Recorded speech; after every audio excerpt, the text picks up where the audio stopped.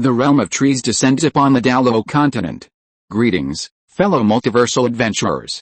It's an honor to have you back in this saga that has us all hooked.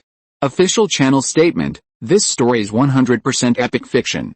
So please don't attempt real magic, the results aren't guaranteed and insurance won't cover it. The rights to this masterpiece belong entirely to its brilliant original author. We are just a barge sharing it with you.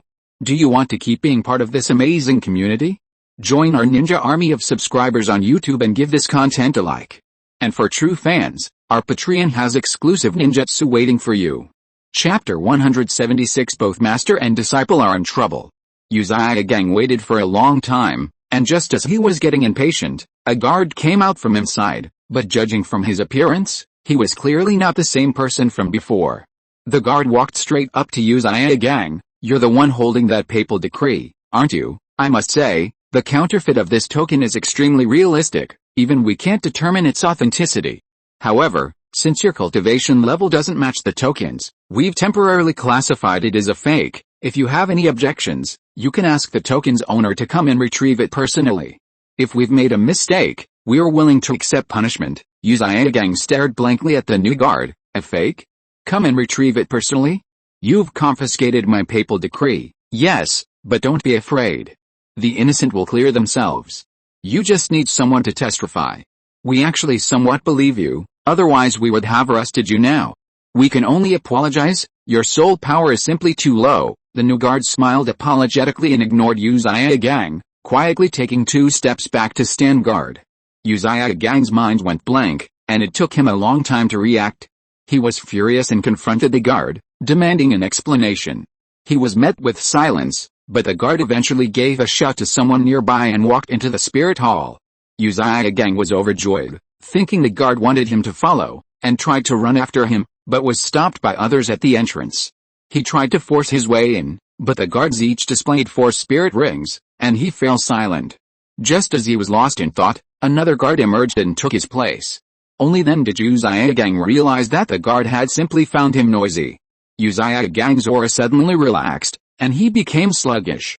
Now that the Pope's decree was being held and the guards wouldn't let him through, he didn't know how he could possibly see Bibi Dong again. But the matter of Xiao-san's twin martial souls was still urgent. "I can only find a place to wait for a while and see if Bibi Dong will come out." Xiaogang sighed, dragging his exhausted body and mind, and chose a hotel closest to the Papal Palace. "Hello, welcome to Zunayang Tower. Are you here to stay or to eat? Find me a room with a view of the Papal Palace's main entrance." "Hello, only the West Moon room on the 3rd floor faces the Papal Palace's main entrance. Do you want to stay there? This is the room I'll take," Xiaogang said indifferently. "Hello, it's 1 gold coin a day, and the deposit is 10 gold coins, so expensive? Are you a ripoff?" Faced with Xiaogang's words, the receptionist smiled without saying a word. After a long while, Xiaogang said with a gloomy face, "This room will do. Ever since the papal decree was taken away by Serpent Spear Douluo, the martial soul temple of Heaven Dao City had been urging him to repay the debt. It was Liu Erlong who insisted on giving him 100 gold soul coins this time. It wasn't that the other party didn't want to give more, but because Liu Erlong had already helped him pay off his debts until he had almost no money left. In the Heaven Dao City Grand Arena, on a bench in the Heaven Dao team's rest area during the Soul Master competition, Li Sun rested his head on Zhu Xiaokang's lap, his legs draped over Ningrong, while he kept giving instructions. "Use more force with your left hand, it's still too light." "My left hand is already weak, how can I exert any force?" Ningrong pouted, squeezing Li Sun's legs hard with both hands, muttering under her breath. "What did you say?" Li Sun looked at Ningrong with a half smile, picking his ear. "If you keep saying that, I'll make my move soon. Go ahead and make your move. What difference does it make if I, as support, just stand there?" Ningrong frowned, angrily punching Li Sun's leg. "Ouch!" Li Sun raised an eyebrow, about to retaliate when Zhu Xiaokang stuffed a piece of fruit into his mouth. Zhu Xiaokang lowered her head and smiled. "Brother Li Sun, please stop bullying Rongrong. What she said is right. Actually, it's us who really need to get some experience on the field. This competition is held every 5 years. Brother Yang and the others don't want to just follow behind you and win the championship without doing anything." Li Sun shifted his head, turning away from the mountain peak to look at Zhu Xiaokang's pretty face. "They really do need some experience. I'll support you from behind this round, okay? Zhu Xiuqing smiled gently. Brother, since you've agreed, shouldn't you move your stinky feet? They're so heavy. Ning Rongrong was about to get up after hearing Li Sun's agreement. Rongrong, when did you become so materialistic? Li Sun tightened his leg, immobilizing Ning Rongrong. Where did the fawning air go? Please come back to your old self. I still prefer you the way you are. I learned all this from you. Ning Rongrong stuck out her tongue and made a face. Let me go, I need to get ready. After Shrek's match, it'll be our turn. I don't know what kind of luck Shrek had. After losing to us, they haven't encountered a single strong team. Li Sun rolled over, lying on his side overlooking the Shrek team fighting on the stage. I'm quite surprised by their luck too, but it's okay. I've prepared a big gift for them. Just wait and see. A big gift? Brother, can you tell me beforehand? Ning Rongrong suddenly became interested and started working harder. Oh.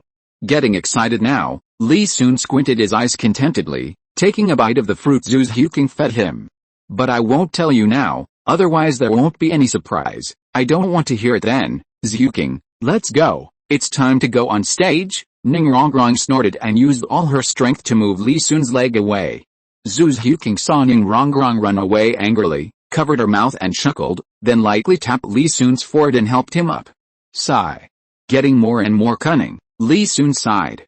She used to be able to provoke me and let me find a chance to teach her a lesson, but now she only cares about the benefits. Isn't it because you bullied her? If I were her, I would have stayed far away from you long ago. Zhu Xiuqing's eyes narrowed into crescents, her ample bosom jiggling as she laughed. Have I bullied you enough? Li Sun looked at Zhu Xiuqing's overflowing fullness and chuckled. Noticing Li Sun's gaze, Zhu Xiuqing quickly covered her face with her hand, a blush spreading across her cheeks. She lowered her head and chased after Ning Rongrong. Sigh. People's hearts are not what they used to be. It won't hurt them to look. This match was between Blazing Fire Academy and Heaven Dao Academy. The audience, who had received the news in advance, were already eagerly anticipating it, because not every team dared to fight against Li Sun of the Heaven Dao team. Tang San trapped the last opponent with a blue-silver entanglement. He watched as Dai Mubei kicked the man out of the arena, and his gaze flickered over the Heaven Dao team, who were about to take over their stage. I wonder what teacher has been doing for so long. As the match progressed, he felt that the upper limit of blue-silver grass became more and more obvious. This martial soul was not only countered by ice and fire, but also lacked resilience.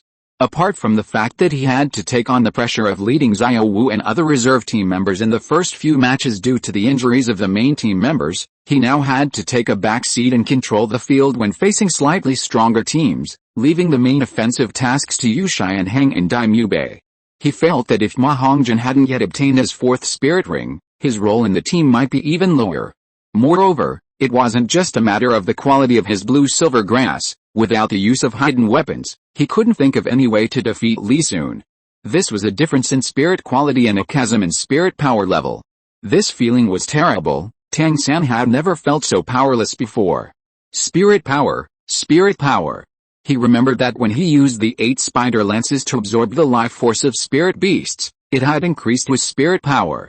And when he helped his teacher detoxify in the starred out Great Forest, he accidentally absorbed some life force, which also increased his spirit power. What if he absorbed more with the 8 spider lances?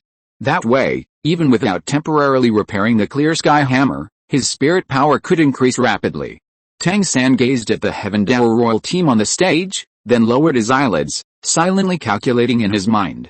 I'll only absorb the life force of evil spirit beasts.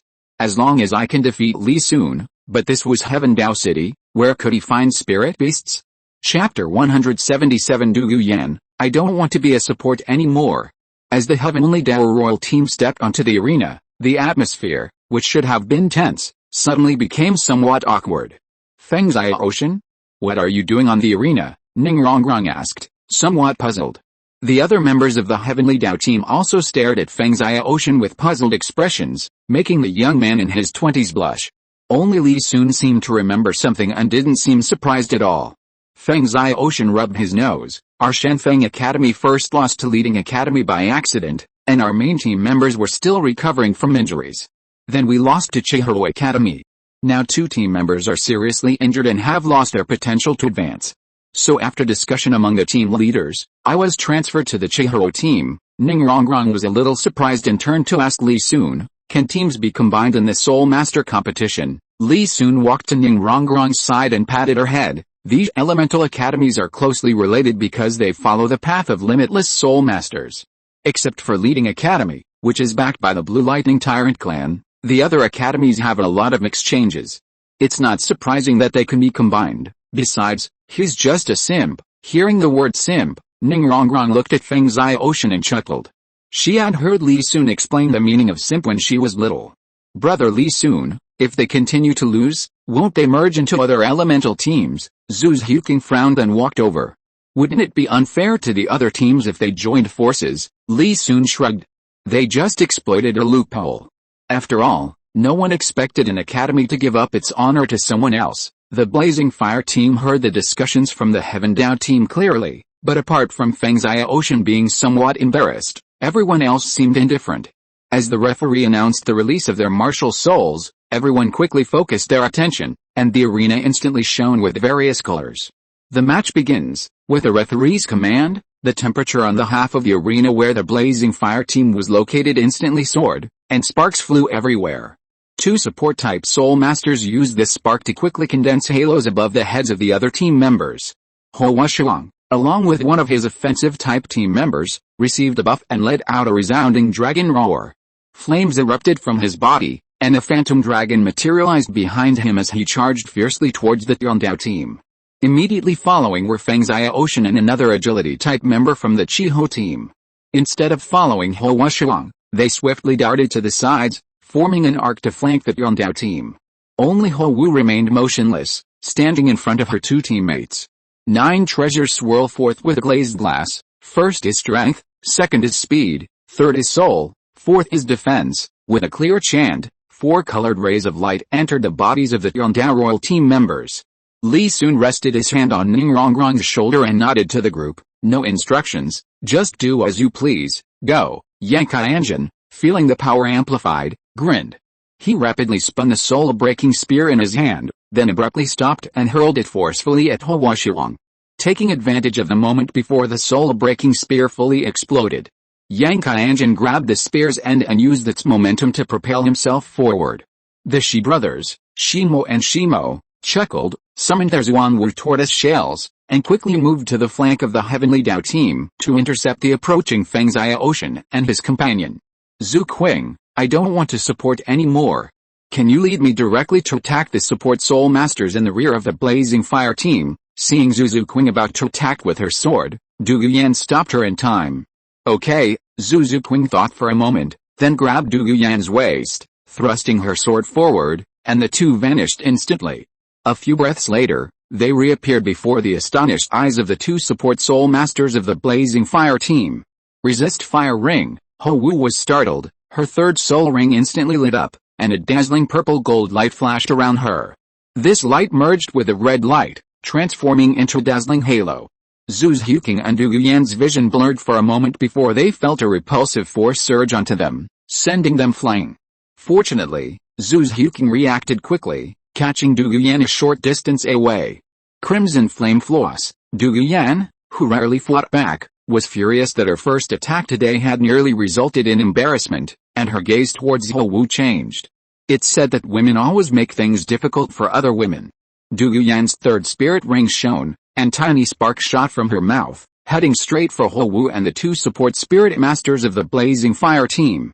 Her spirit, the Crimson Serpent, evolved from the Azure Serpent. This spirit retained its original toxicity while adding fire attributes.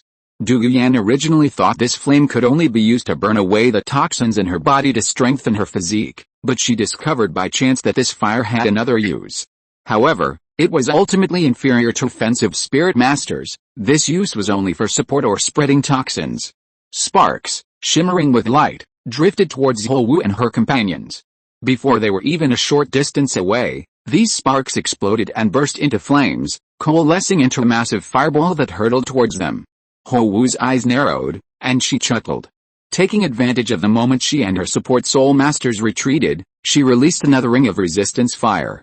Her Blazing Fire Academy was renowned for its expertise in fire manipulation. Ho Wu could tell at a glance that Du Guyan's fireball lacked substance, merely a hollow ball of flame.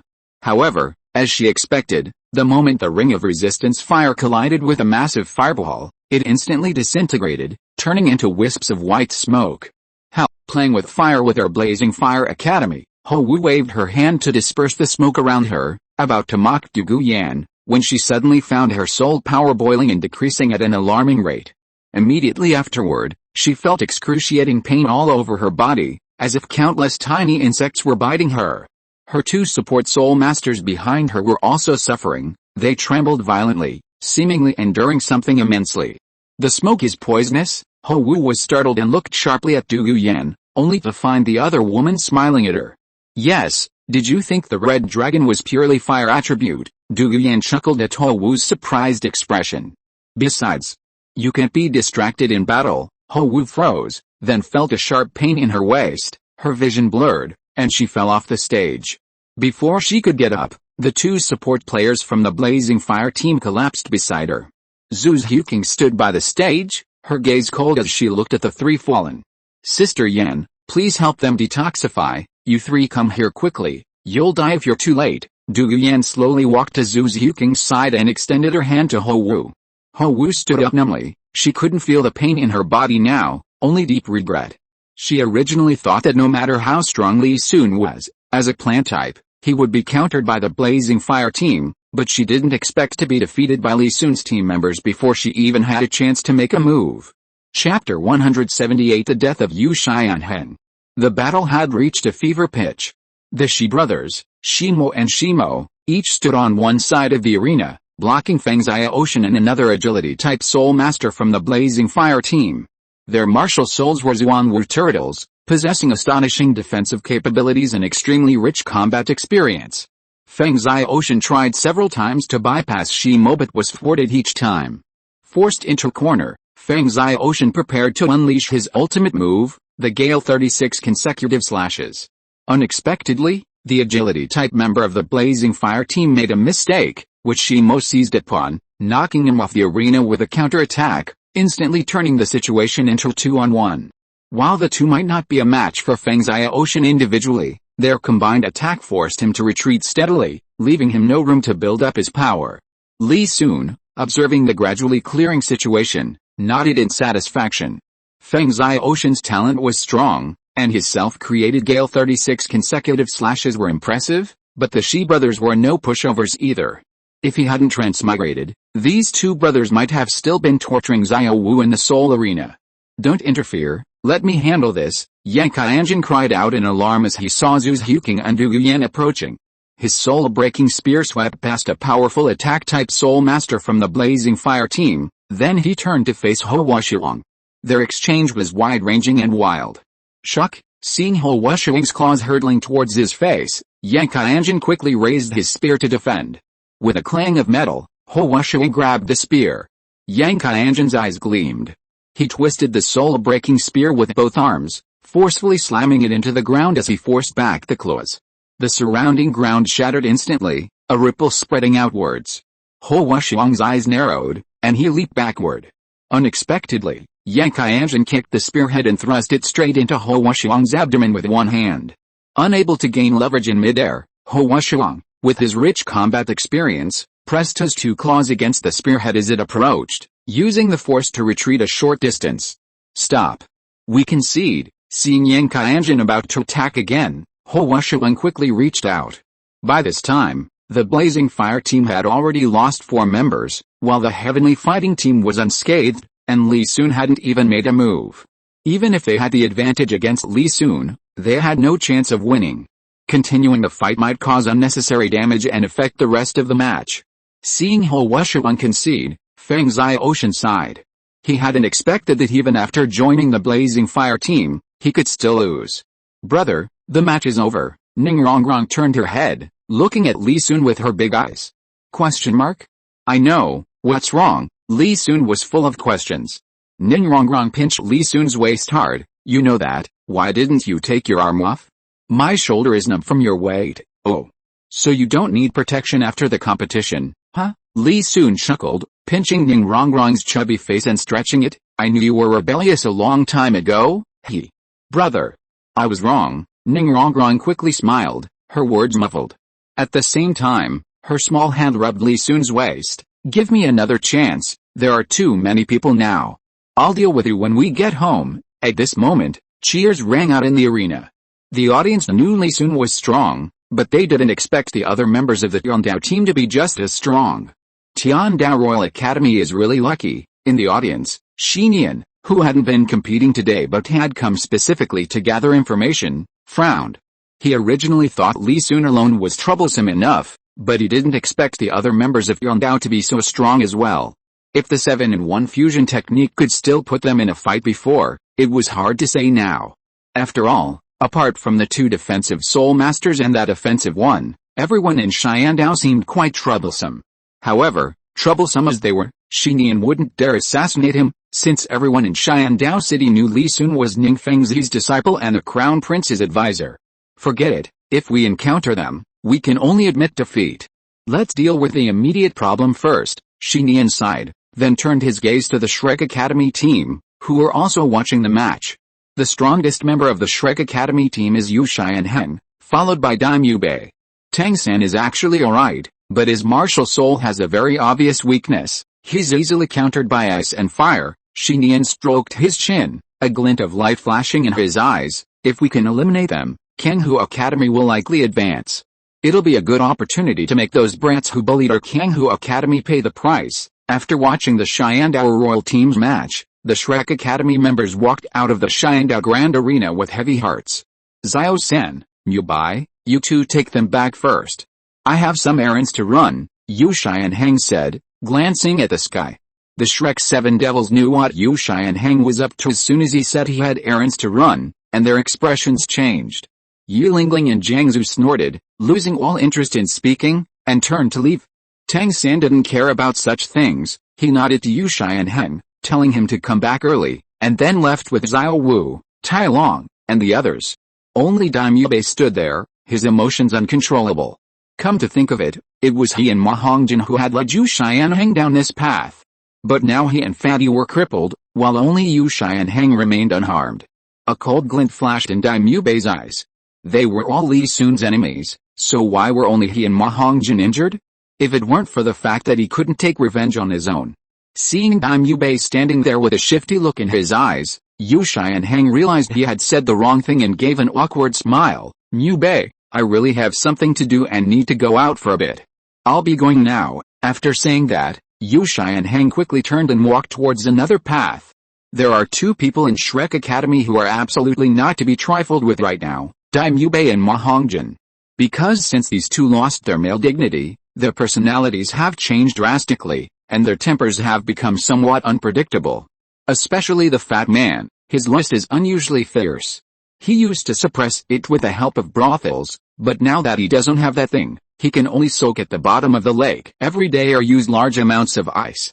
Yu Xianheng always felt that this method of suppression was not very effective, but what did it have to do with him?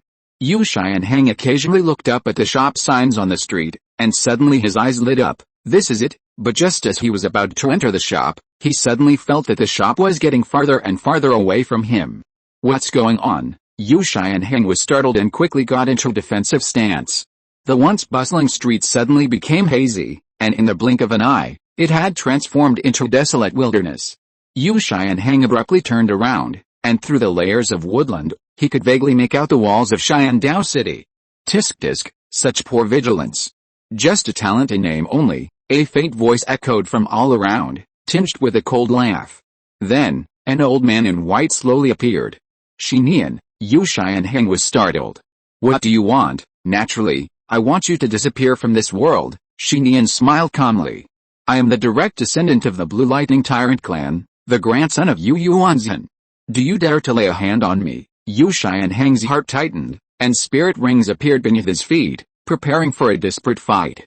Haha, in this desolate wilderness, since you already know the answer, I don't need to explain any more. Xinian laughed heartily at Yu Xianheng's guarded state. He loved seeing his enemies die in despair.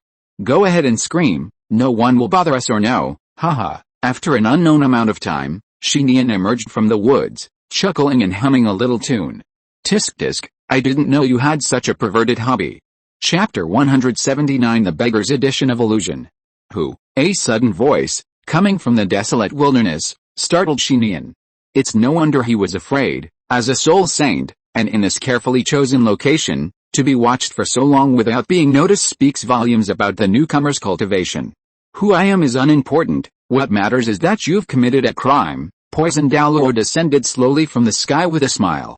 Greetings, Your Majesty Douluo. Upon seeing the newcomer, Xiaogang's heart tightened, and he respectfully bowed to Douluo. I remember you shouldn't have any connection with the Blue Lightning Clan, right? You know me. Douluo looked at Xiaogang with some surprise. Your Majesty, as a royal retainer, and frequently appearing at the Heavendale Royal Academy, I saw you once from afar during an exchange at the academy. Xiaogang forced a smile. I didn't expect such a coincidence. Very well, I'll make sure you die without pain. Douluo abandoned his teasing tone and nodded calmly. Do you have some past connection with the Blue Lightning Clan? Xiaogang's expression changed, looking at Douluo with some fear. No, Douluo shook his head, and his azure serpent martial soul suddenly exhaled a dark green aura towards Xiaogang. Your Majesty, since you have no relation to the Blue Lightning Clan, why did you kill me?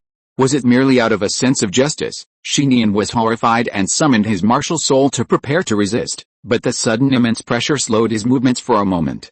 If it were truly out of a sense of justice, I would have stopped you long ago. Douluo chuckled. You merely violated the laws of the Empire. Ahem. Your Majesty, the laws of the Empire mostly govern commoners. Conflicts in the Soul Master world are always a matter of life and death. I merely killed a minor Soul Master. Even if he is the heir of the Blue Lightning Tyrant Clan, should it be the Blue Lightning Clan that judges me, this law is a newly revised one, and anyone can enforce it. It's also not perfect, and we will change it at any time. There really is a head soul bone. The next morning. Third brother, we've searched the street on the left, but it's not there. Xiao Wu ran breathlessly to Tang San's side. Not on West Street either, didn't find them. This match is between us and Qianhu Academy. Even without Xiaogang and the others, they shouldn't be a match for us. Tang San looked at his teammates returning one by one with a solemn expression. Our match is coming soon. We can't keep looking. Let's finish the match first. The Shrek team nodded and quickly ran towards the Heavendale Arena.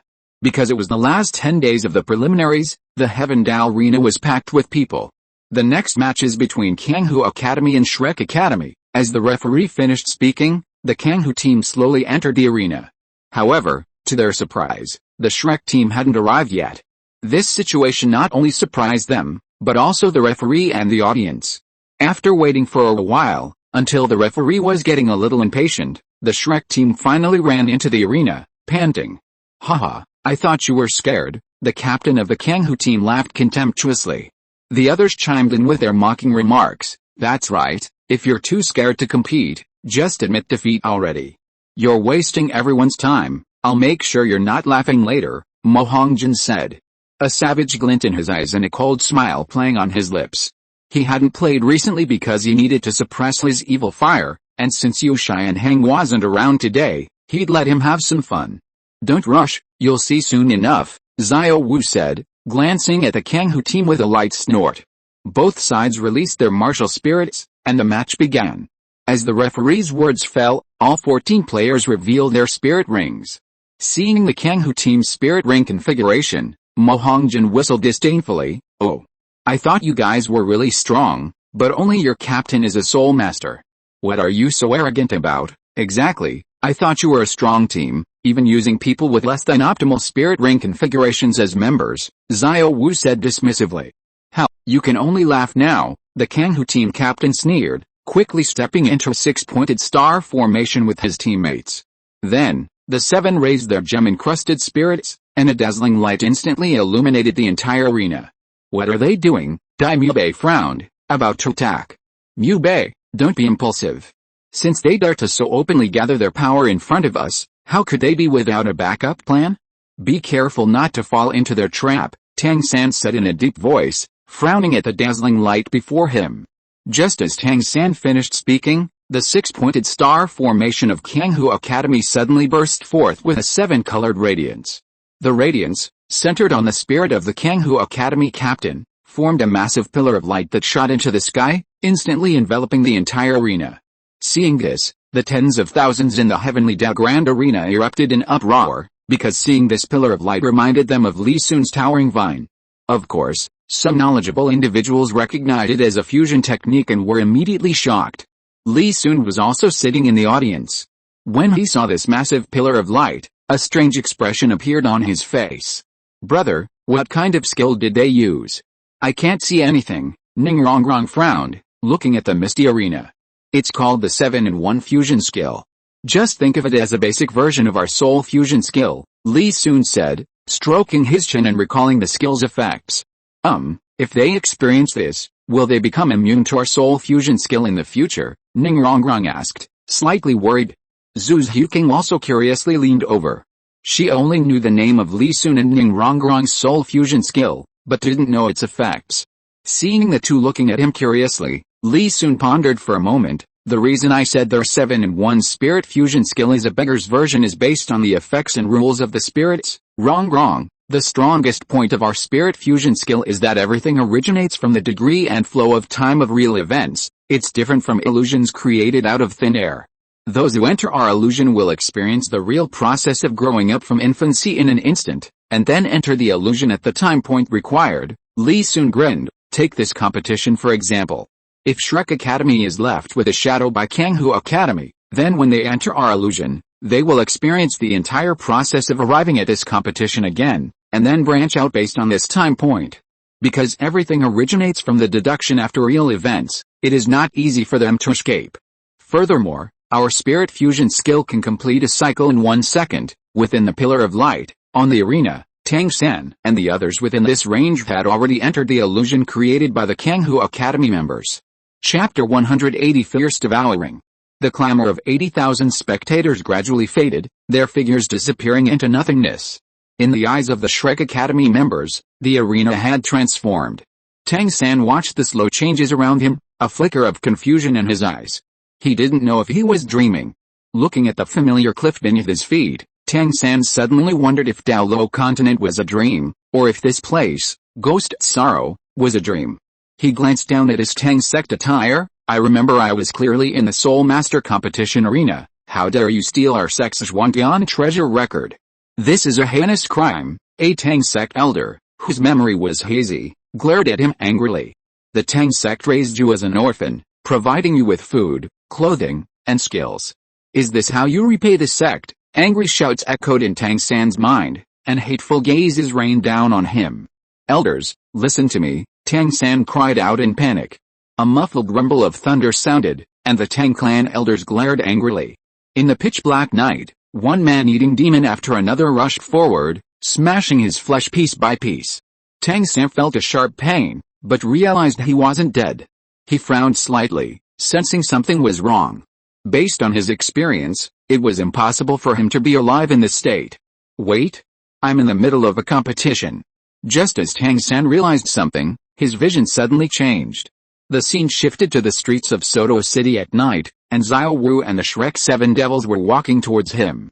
Tang San was suddenly overjoyed, but before he could speak, another person appeared in the scene. The newcomer was a middle-aged man in his 40s, the sleazy man Bu Li who had been taught a lesson by the Shrek 7 devils. "Little Wu," Tang San tried to warn Xiao Wu and the Shrek 7 devils, but found that he couldn't utter a sound. Suddenly, Bu Li attacked, quickly knocking down the Shrek 7 devils and then grabbing Xiao Wu. "Brother, save me. Brother, please save me." Xiao Wu struggled desperately, but she was no match for Bu Li and was subdued in a short time. Tang San's eyes were bloodshot with rage. He struggled desperately to help, but his bones and muscles were shattered, and he collapsed to the ground. He quickly realized something was wrong. Why was he not feeling any pain despite his violent struggle? Why were the Shrek 7 devils so easily defeated? Xiao Wu struggled for a while, but found that it wouldn't help her escape. Helplessness, despair, and hatred began to spread. No, this shouldn't be happening. Looking at Xiao Wu's cold eyes staring at him, Tang San's heart trembled. "Little beauty can't escape now, ha ha ha." Bu Li let out a wild and ear-piercing laugh. No. This is an illusion, this is an illusion." Tang San's eyes turned blood red. At this moment, Daimyo Bei and Ma Hongjin were also experiencing a moment they never wanted to recall. "Li Sun, what are you doing? Let me go. Let me go." Daimyo Bei, suspended in mid-air by vines, stared in terror at the thorns slowly climbing up his body. As these thorns wrapped around him as they had before, Daimyo Bei's voice suddenly resounded through the sky. No, Li Sun. Meanwhile, Ma Hongjin, in the illusion, shed tears of regret. Tang San, Ma Hongjin, and Daimyo Bei's sudden shout startled the audience. Xiao Wu and the others naturally recognized them, as they were members of the Shrek Academy team. But the name Li Sun was a bit interesting. Aren't you fighting against Kanghu Academy right now? Why are you calling for the captain of the Heavendale Royal team? Some sharp-eyed spectators had already spotted Li Sun sitting in the stands and were casting questioning glances at him. I told you their illusion magic wasn't good enough, it can even preserve a person's actions and movements. Feeling the gazes of the audience, including Zhu Xiuqing, Li Sun smiled awkwardly. Their 7-in-1 fusion technique is indeed not as strong as our spirit fusion technique. Ning Rongrong nodded happily. She clearly remembered that when she used the pagoda to control Yu Xiaogang, Flander, and Liu Erlong last time, they had already gone through several cycles in just 3 seconds, and each time the three of them remained rooted to the spot, immersed in the illusion. Inside the 7-colored pillar of light, the illusion continued. Tang San's eyes were bloodshot, due to the immense pain. He had broken through the barrier that had been blocking him. 8 spider spears extended from behind him. Tang San rushed to Xiao Wu, intending to chop Wu Li into mincemeat, but found that the 8 spider spears missed their target. An illusion, all an illusion. Tang San repeatedly told himself that this was the Soul Master competition, but the scene remained unchanged. He slowly closed his eyes, forcing himself not to look at the despairing scene. He carefully recalled the layout of the arena. Tang San roughly determined his location, used ghost shadow perplexing steps, extended the 8 spider spears to their maximum extent, and pounced. Captain, look, he moved. Has he broken free from our illusion? One of the Kanghu team members asked nervously as Tang San faced them. Impossible. Our 7-in-1 fusion technique isn't so easy to break. The Kanghu captain frowned and shook his head. Look, his eyes are still closed, haha. Yeah, the other team members immediately relaxed. Before they could finish speaking, Tang San's figure suddenly blurred, and in the blink of an eye, he was already in front of them. Swoosh, swoosh, swoosh. The 8 spider lances pierced through the 3 Kang Wei team members with irresistible sharpness. Tang San's illusion cracked, allowing him to see the people in front of him clearly. Seeing the Kang Wei team's panicked state, Tang San's killing intent surged, and the cold shadow in his eyes seemed to drag these people into an endless abyss. Streams of life force continuously flowed into his body from the 8 spider lances. Seeing that the remaining members of the Kang Wei team were about to retreat and counterattack, Tang San instantly shook off the 3 and gave chase. Swoosh, swoosh, swoosh, swoosh. The sounds of sharp weapons tearing flesh rang out, and the remaining Kang Wei team members were instantly pinned to the ground by the 8 spider lances. Tang San's face was as cold as frost, but his heart burned like a raging fire. He didn't let the few who had given up the fight go. Streams of life force surged into his body through the 8 spider lances, increasing not only his strength but also a sudden surge of satisfaction at avenging his great grudge. Kanghu Academy concedes defeat. This student, please stop harming our team members. The illusion shattered, the 7-colored light faded, revealing the gruesome scene on the arena. 6 members of the Shrek Academy team stood blankly in their positions before the match began, as if they hadn't woken up yet. On the other side of the arena, the entire Kanghu Academy team lay in pools of blood. A person carrying 8 spider leg-like spears stood among the fallen Kanghu students. This student, Kanghu Academy has conceded defeat. Please release our students, the Kanghu Academy team leader's assistant shouted angrily. However, Tang San seemed not to hear him.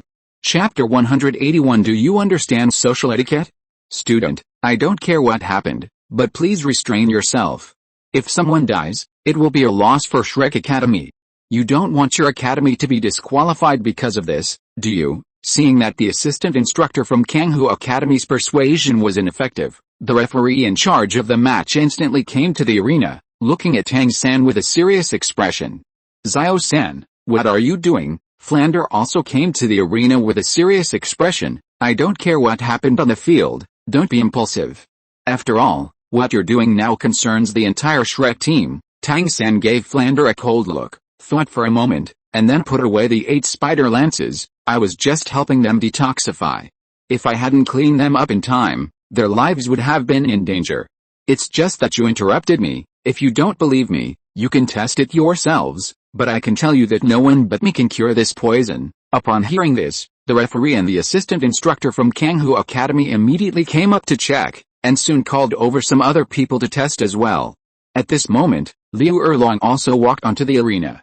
She walked straight to Xiao Wu and the others, looking at the tearful boys and girls with some confusion. "Xiao Wu, what's wrong, godmother? I just saw third brother die, and I also saw my mother die." Xiao Wu wiped away her tears and buried her face in Liu Erlong's arms. "What happened?" Liu Erlong gently stroked Xiao Wu's head, patted her back, and asked softly. Hearing the question, Xiao Wu recounted the series of events that occurred while she was in the illusion. Liu Erlong's expression changed drastically upon hearing this, and her voluptuous body trembled involuntarily. At this moment, she recalled the scenes that the pagoda had shown her. "Xiao Wu, be good, those were all illusions. Let's go down first." Liu Erlong patted Xiao Wu's back, then took her hand and led the Shrek team off the stage. The organizers quickly found some healing-type soul masters. However, after verification, they were unable to cure the poison in the Kanghu team members. Tang Sam stood on the stage, coldly watching everything. "This student, you have now won. I hope you can remove the toxins from their bodies to prevent any accidents." Following the organizer's signal, the referee nodded and said to Tang San, "Yes, but they will be temporarily weak after the detoxification, and their soul power will decrease for a while." Tang San nodded. The assistant coach of the Kanghu team immediately began to argue, but Tang San stated that even if the academy withdrew from the competition, he couldn't provide any other detoxification method. For the sake of the students' lives, the assistant coach had no choice but to give up. A cold smile appeared on Tang San's lips. He then inserted the 8 spider lances into the Kanghu students' bodies, feeling the continuous flow of life force returning to him, and his heart was filled with joy. On the stands, Li Sun slowly stood up, leading Zhu Xiuqing and Ning Rongrong towards the exit of the Heaven Da Great Soul Arena. It seems that the definition of evil soul masters should be accelerated. In the Jiangai VIP room on the 3rd floor of the Wangaiyu Tower in Wuhan City, Yu Xiaogang was looking at the gate of the Wuhan Hall with a worried expression. Since the guards took away the papal decree, he had waited here for 10 days. But Bibi Dong hadn't stepped out of the papal palace once, which troubled him greatly. Although he still had enough money to stay for a while, Yu Xiaogang worried that Tang San wouldn't be able to wait that long. "Let me try one last time. If all else fails, I'll have to go back and ask my father to come." Yu Xiaogang shook his head with a bitter smile. He could already imagine Yu Yuanzhen's expression when he learned that his papal decree had been taken away at the papal palace gate. It must have been a mixture of anger and humiliation. Yu Xiaogang sighed, packed his things, and walked out of the hotel. "Halt. Please show your pass or identity token." The same words, the same interception, but this time the guards had changed. Yu Xiaogang looked carefully and found that the guards here were not the ones he had seen that day, and he felt a sense of hopelessness. But thinking that Tang San was still waiting for his news in Yondao, he had no choice but to suppress his discomfort and tell the new guards what had happened in the past 2 days. After hearing the story, the guard's face showed sympathy. "Ah. This concerns the Pope's decree. We can't afford to be careless. However, you don't seem to be lying. How about this? I can try to find a way to get your message to the Pope." Yu Xiaogang hadn't held out much hope, having already anticipated this from the previous words, but the guard's sudden change of tone stunned him. "You said you can help me relay the message." The guard nodded. "Indeed, but I need to smooth things over with my connections." "Then thank you very much." A rare smile appeared on Yu Xiaogang's stiff face as he nodded to the guard. He rarely asked for favors in his life, and rarely said thank you, let alone thanked a gatekeeper. The guard smiled and nodded back at Yu Xiaogang. The two smiled and looked at each other for a while, then the guard's smile gradually faded, and he looked ahead as if nothing had happened. Yu Xiaogang was taken aback, looking at the guard with some doubt. Then, as if remembering something, he quickly took out 30 gold soul coins and handed them over. "I'm sorry, young brother, I haven't had this kind of experience for over 10 years, and I've almost forgotten. These are just a small token of my appreciation." At this moment, Yu Xiaogang's forehead was covered in fine beads of sweat from embarrassment. He had only encountered such a situation when he was young and traveling the continent, but since he went to his friend's nodding academy, nothing like this had happened again. and he had almost forgotten that asking for favors required bribing officials. The guard glanced at the gold soul coins in Yu Xiaogang's hand but didn't answer. Yu Xiaogang thought for a moment, then took out another 20 coins and put them together, handing them over, but the guard still didn't move. "Young brother, this is all I can offer. If it really isn't enough, then forget it." Yu Xiaogang gritted his teeth and took out another 20 gold soul coins. On this trip to Wuhan City, Liu Erlong had insisted on giving him 100 gold soul coins. After deducting the 10 coins for hiring a carriage along the way and the 10 coins for lodging, he was left with 80 gold soul coins. And that doesn't even include the exorbitant service fees at Zunayang Tower. The guard glanced at Yu Xiaogang's troubled expression, sighed, and then took the 70 gold soul coins from his hand. "Actually, your gold soul coins aren't enough. If I want to pass on some messages, I'll need to bribe some officials, but seeing how pitiful you are, I'll just pay out of my own pocket this time to help you. However, even after I have bribed them, it will take some time. After all, the Pope's authority isn't something we can easily infringe upon. Just wait patiently." "Thank you, brother." Yu Xiaogang breathed a sigh of relief upon hearing this. The guard nodded to Yu Xiaogang, then turned and disappeared through the door. But Yu Xiaogang waited until dark, and even after 2 shifts of guards had changed, he still hadn't seen the man come out. Looking at the dark night, Yu Xiaogang felt like he'd been tricked, but since the guard had said that even if he spent money, it would take some time to bribe officials, he felt it was necessary to give the other party some more time. Chapter 182 Shameless. This wait continued until midnight, until he could no longer bear it and finally gave up. Could he really be lying to me? Yu Xiaogang was plunged into deep doubt. Thinking of the 10 gold soul coins he had left, and glancing at Zunayang Tower behind him, he felt a surge of anger rising within him. Wait one more day. Since paying the bribe, Yu Xiaogang had never seen the young guard again. Even when he asked the newly relieved guards, they would ask for his name, but how would he know the guard's name? Yu Xiaogang agonized for 2 more days, torn between doubt and a sliver of hope, before finally succumbing to deep disappointment and anger, hiring a simple carriage and leaving Wuhan City. However, on the 3rd day after Yu Xiaogang left, Bibi Dong, in the Pope's palace, suddenly received a report from her subordinates that someone wanted to see her, claiming to be an old acquaintance. Bibi Dong, leaning lazily in her chair, frowned, then suddenly looked at the newcomer. "Are you sure the person here is Yu Xiaogang?" The cardinal bowed slightly. "Yes, your majesty." When that person came, he was carrying a papal decree from our spirit hall. However, the guards said that his soul power level was extremely low, inconsistent with its holder, so they confiscated it. Originally, no one took that person seriously, but who knew he would wait at the door for many days. After I learned of this, I felt that things might not be so simple, so I came to report to you. Extremely low soul power level? That's it then. Bibi Dong frowned, her fingers unconsciously tapping the armrest. Have someone bring him here. After so many years, when she was about to see Yu Xiaogang again, she didn't know how she felt. In an instant, Bibi Dong thought of many things, mostly the time she spent with Yu Xiaogang and the years after Jin's Unji intervened.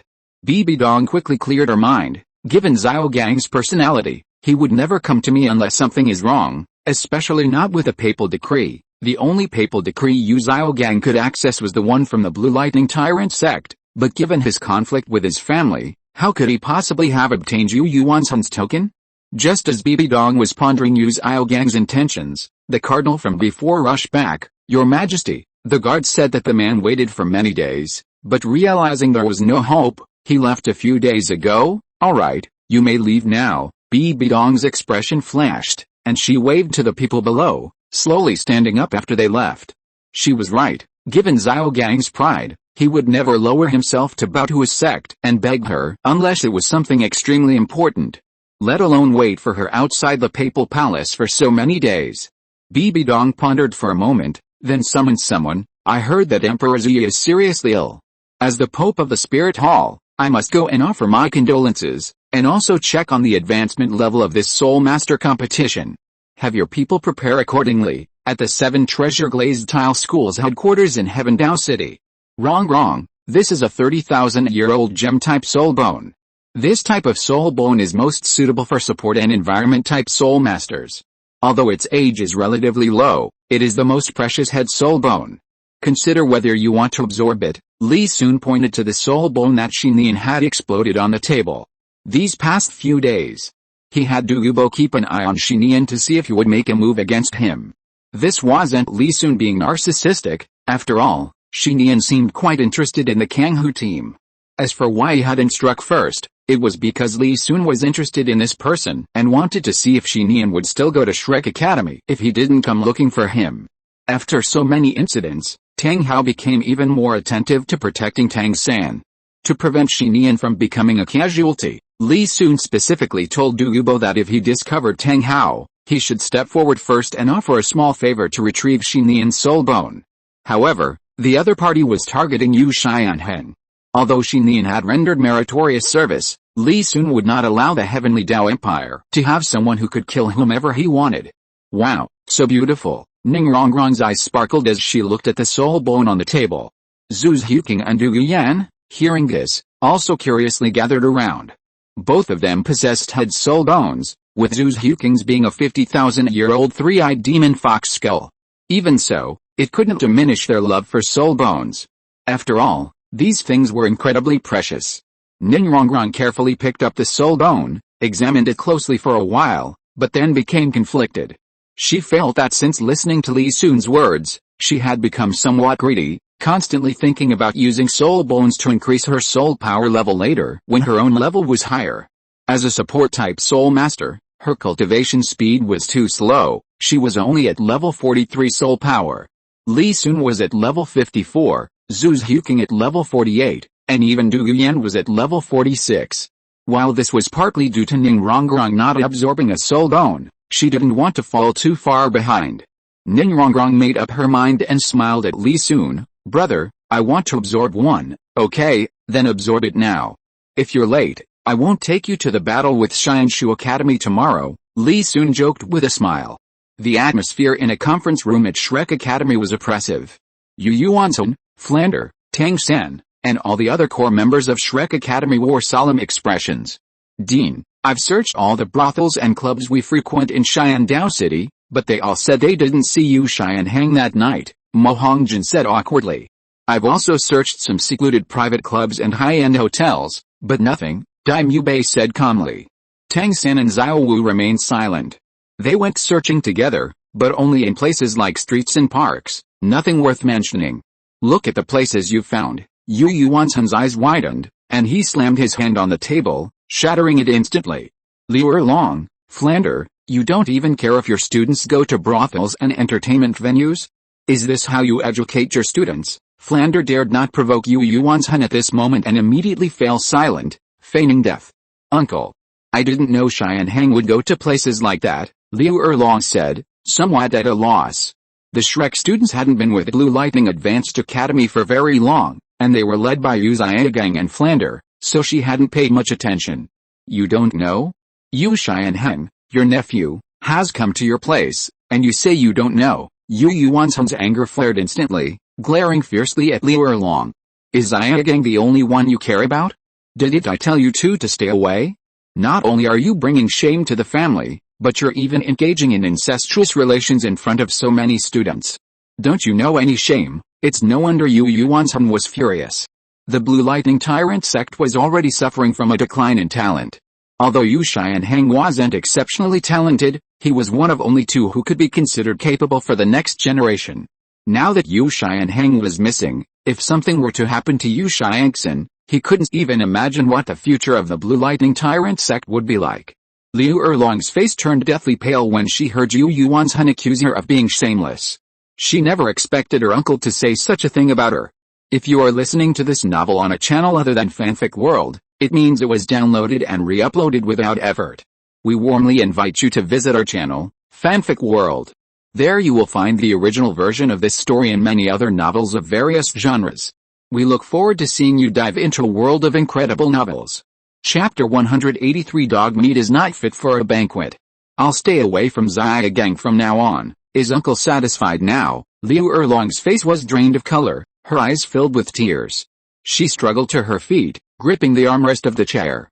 I have something to do, so I'll go out first. She had originally thought that as long as she and Xiaogang lived their own lives and ignored the outside world, things would be fine.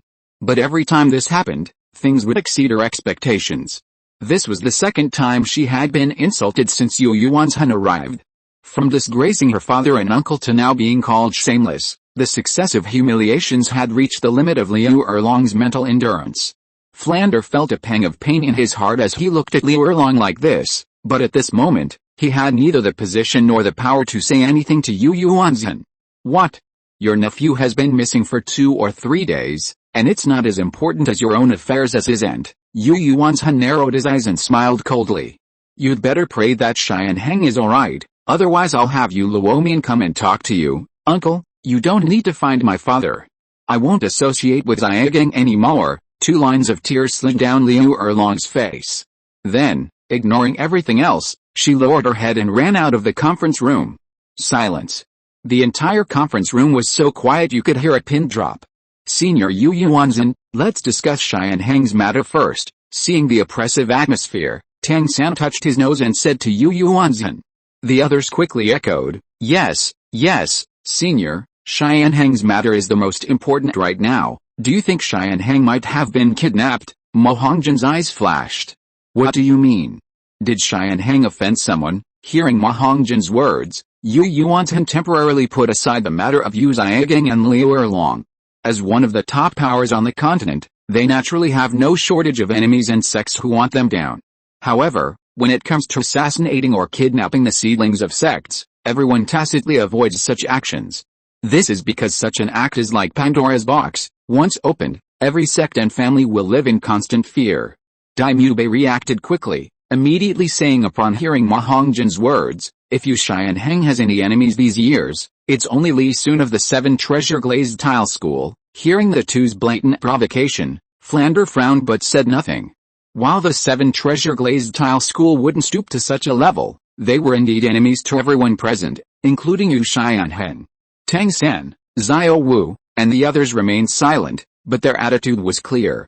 Yu Lingling, who usually didn't get involved in these matters, lowered her eyes upon seeing this.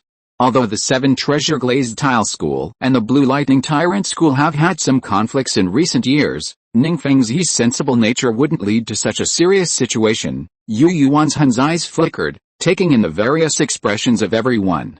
But there aren't any good leads right now. I'll go and ask around. These children's thoughts and emotions were too obvious. Yu Yuanzhen had lived for so many years, how could he possibly act impulsively because of a little provocation from these two? He heard that these 2 children were crippled by that kid named Li Sun. Hell, trying to play these petty tricks on me, they're just worthless. When Xianheng returns, I think it's better not to stay in this kind of academy. As for the 7 Treasure Glazed Tile School, he really had to go and see. After all, they've developed very well in Yongdao City these past few years, and their information network is far more advanced than his own. Thinking of this, Yu Yuanzhen sighed, slowly stood up, and walked straight out, ignoring the people in the room. He wondered what level Sword Daluo's cultivation had reached after 6 years. Young master, news has come from Shrek Academy. Li Sun took the note from Aunt Zhu, read it, smiled, and casually tossed it into the fireplace. Isn't this wronging an innocent person? Besides, I didn't want to bother with this kind of trash, but since he's still jumping around, let him die. Aunt Zhu helped Li Sun put on his coat, straightened his collar, and smiled. What are you planning to do, young master? Li Sun thought for a moment. I heard there's a lot of whale glue in stock right now. I guess he's never had such an expensive supplement before. Let him try it in a couple of days. Isn't that a bit wasteful? It's alright, just consider it a matter of dignity. Li Sun thought of the past and smiled faintly. Let's not talk about this anymore, Aunt Zhu. Are Rongrong and Xiaogang awake yet? Miss Xiaogang is awake. Rongrong absorbed the soul bone very late last night and said it's not time yet, so she wants to take a nap. Aunt Zhu smiled, thinking of Ning Rongrong's drowsy appearance. Will it interfere with the competition?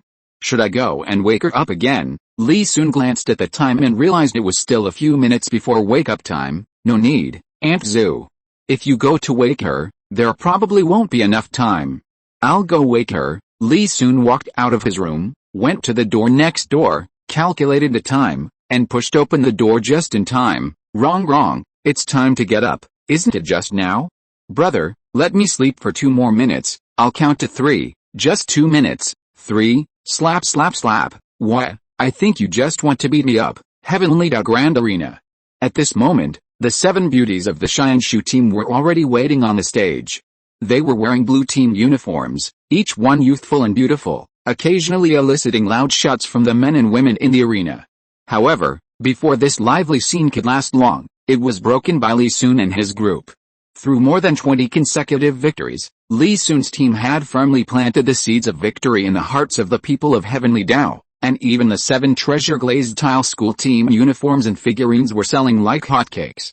Hearing the deafening cheers of tens of thousands of people, Shui Yuer pouted, gave a soft snort, and turned her head away. Big sister, do you think if we defeat him, we'll end up like this too? Shui Binger tossed her long, light blue hair, looked at Li Sun walking onto the arena, and smiled. Maybe. Both teams, please reveal your martial souls. As the referee finished speaking, both teams quickly summoned their martial souls.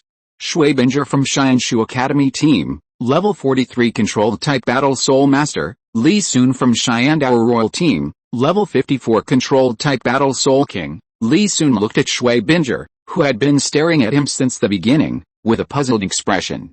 No matter how many times I see it, your soul rings are always impressive. Shui Binger looked at the 5 soul rings, 1 yellow, 2 purple, and 2 black, below Li Sun's feet and breathed a sigh of relief. Proceed according to the original plan. As soon as she finished speaking, the Xianshu team members quickly formed their formation, with Shui Binger at the head, surrounding Zhu Wu in the very center. Even if you praise me, I can't possibly hold back in this match. Feeling the probing gazes of Zhu Xiuqing, Ning Rongrong, and Du Yuyan behind him, Li Sun sighed regretfully. Would release, Advent of the Tree World, with a beautiful woman smiling at him from the opposite side, Li Sun dared not be careless. He clapped his hands, and vines instantly rose from the ground, forming a sea of trees nearly 10 meters wide and high, surging towards the Xianshu Academy team with a roaring sound. Seeing such a massive attack, not only was the Xianshu team stunned, but even the audience and Yang Qianjun were dumbfounded. Only Zhu Xiuqing and the other 2 behind Li Sun laughed. Going all out on a woman, Shui Binger, who was 1.65 meters tall, bit her lip, looked up at the tsunami-like wave of trees, and said resentfully. Chapter 184 Wood Release, Wood Dragon Technique. Shui Binger raised an eyebrow, stomped her foot angrily, and then her second spirit ring lit up, encasing each member of the team in ice armor. She knew such protection was useless against the tsunami-like waves of trees, but it was still a little comforting. Her black hair fluttered as she danced gracefully, the 4 spirit rings on Zhu Wu's body flashing alternately, reflecting a unique charm in her dance. Wisps of dark clouds gathered, and circles of light spread out. With her beautiful dance, a light drizzle instantly began to fall in the arena. Quickly freeze the vines, or it will be too late. Shui Binger looked up at the oncoming waves of trees, her first, third, and fourth spirit rings lighting up one after another, streaks of blue light flashing as they rushed towards the sea of trees in front of her. Hearing this, except for Zhu Wu, the rest of the team members also hurriedly used their spirit skills without regard for their own consumption, attempting to freeze the surging vines. Crack crack crack, as the members of the Xianshu team continued to use their spirit skills to freeze the vines, a dense sound of shattering ice immediately rang out in the arena. How is this possible? Shui Binger and the rest of the team were stunned to find that their prized ice attribute attacks couldn't stop the vines from rushing towards them in the slightest. Big sister, what do we do? Shui Yuer and the other girls from the Xianshu team panicked. It was the first time they had ever seen a plant that was immune to ice attribute attacks. You guys go down first. Shui Binger sensed Zhu Wu's progress and her eyes flashed with seriousness. Shui Yuer glanced at the sea of trees that was less than 15 meters away from them, nodded quickly, and without saying a word, led the other 4 down from the arena. Seeing the situation of the Xianshu team, the audience fell silent. If they were in their shoes, they believed they would have made the same choice. How can we fight like this? The other participating teams that had come to gather intelligence also looked grim. They had discovered that since the start of the Soul Master competition, Li Sun's method of manipulating the vines to attack had changed every round. Originally, they thought Li Sun's ability to raise plants to 60 meters tall during the battle against the Divine Wind team was already outrageous, but this time the attack almost covered the entire arena. Unless you have an extremely powerful Soul Master and the ability to fly, I estimate you won't be able to fight Li Sun on the arena, The Elephant Armor Sect team members looked at the arena with solemn expressions. Flying Soul Masters are useless. Have you forgotten those 2 matches between Shrek and Divine Wind? I've reviewed the replays. Those vines aren't actually as tough as you think, they're just densely packed.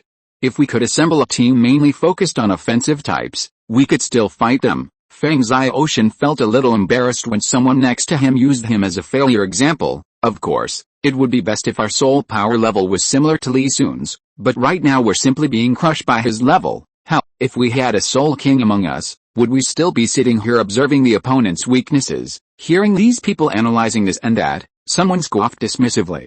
Look what that is, just as Fang Xiaogang and the others remained silent. A dazzling pillar of light suddenly rose from the arena, and Shui Binger and Zhu Wu's bodies vanished simultaneously. Immediately afterward, the gentle drizzle Zhu Wu had summoned transformed into crystalline snowflakes, slowly meandering down from the sky. These snowflakes, seemingly delicate, were exceptionally sharp, each one left a shallow mark on the vines. Li Sun, next is our strongest attack, Ice and Snowdrift. A clear, melodious voice emanated from the pillar of light, and then the continuous snowflakes transformed into a massive vortex of storm, sweeping towards the sea of trees. The ice and snow were like sharp blades, the sea of trees like solid walls. The moment they clashed, a teeth-grinding scraping and cutting sound echoed within the heavenly Tao Great Soul Arena. This is a martial soul fusion technique, someone exclaimed. Look, the sea of trees has stopped, and it's being destroyed. Hearing this, everyone present quickly looked closely at the point where the ice and snow met the vines. They were shocked to discover that the vines that Li Sun had been sweeping through numerous teams since the start of the elite tournament were being visibly cut and shattered. Li Sun, standing at the other end of the sea of trees, also noticed this. As expected of a soul skill fused by 2 level 40 soul masters, its power is truly astonishing. Zhu Xiaogang and the others also heard the audience's exclamations, but their view was obstructed by the sea of trees, so they didn't know the situation of the opposing Qian Renxue team. Brother Li Sun, what happened? Du Guyan and Ning Rongrong also looked at Li Sun curiously. They knew he could observe his surroundings through plants.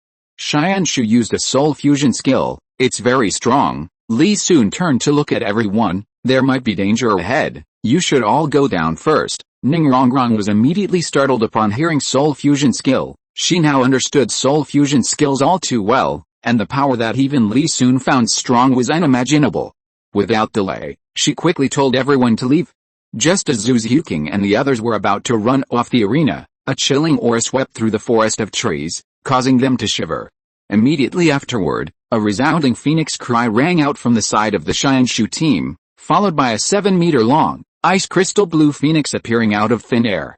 The ice phoenix didn't attack immediately, but hovered in the air, its bright eyes fixed on Li Sun. Only when it sensed that Li Sun showed no sign of retreat did it descend slowly from the sky, carrying immense energy. Elegant and utterly ethereal, the audience in the arena gasped in astonishment at the presence that resembled a true phoenix descending. A snowflake drifted over the forest of trees and landed in Li Sun's palm. Watching it gradually melt into a water droplet, Li Sun smiled and then slowly clasped his hands together. Wood release, wood dragon technique. As Li Sun finished speaking, 4/5 of his soul power was instantly drained, and a giant wooden dragon appeared in an instant, coiling around him and protecting him. A gasp rippled through the stands. That's a dragon. Even the other participating teams felt a chill run down their spines at the sight of the colossal dragon that occupied half the arena. The wooden dragon was simply enormous, standing nearly 20 or 30 meters tall. The ice phoenix, already a behemoth, looked like a fledgling in comparison. But the surprises didn't end there. Just when they thought Li Sun had summoned the dragon for defense, the coiled dragon moved. With agility beyond its immense size, it fiercely met the descending ice phoenix, then wrapped its body around it. Shui Binger and Zhu Wu frowned upon noticing this and quickly prepared to unleash the ice phoenix's energy. But then they discovered something amiss. The ice phoenix's energy was being suppressed, and it was visibly dissipating, as if being absorbed by the wooden dragon. Chapter 185. What? Yu Xianheng has disappeared? We didn't know. The ice phoenix struggled desperately, but the wooden dragon tightened its grip. Affected by the skill's sensory influence, Shui Binger and Zhu Wu felt a sense of suffocation. We lost. A sigh escaped Shui Binger's lips, and the pillar of light on the arena seemed to hear her voice, slowly dissipating.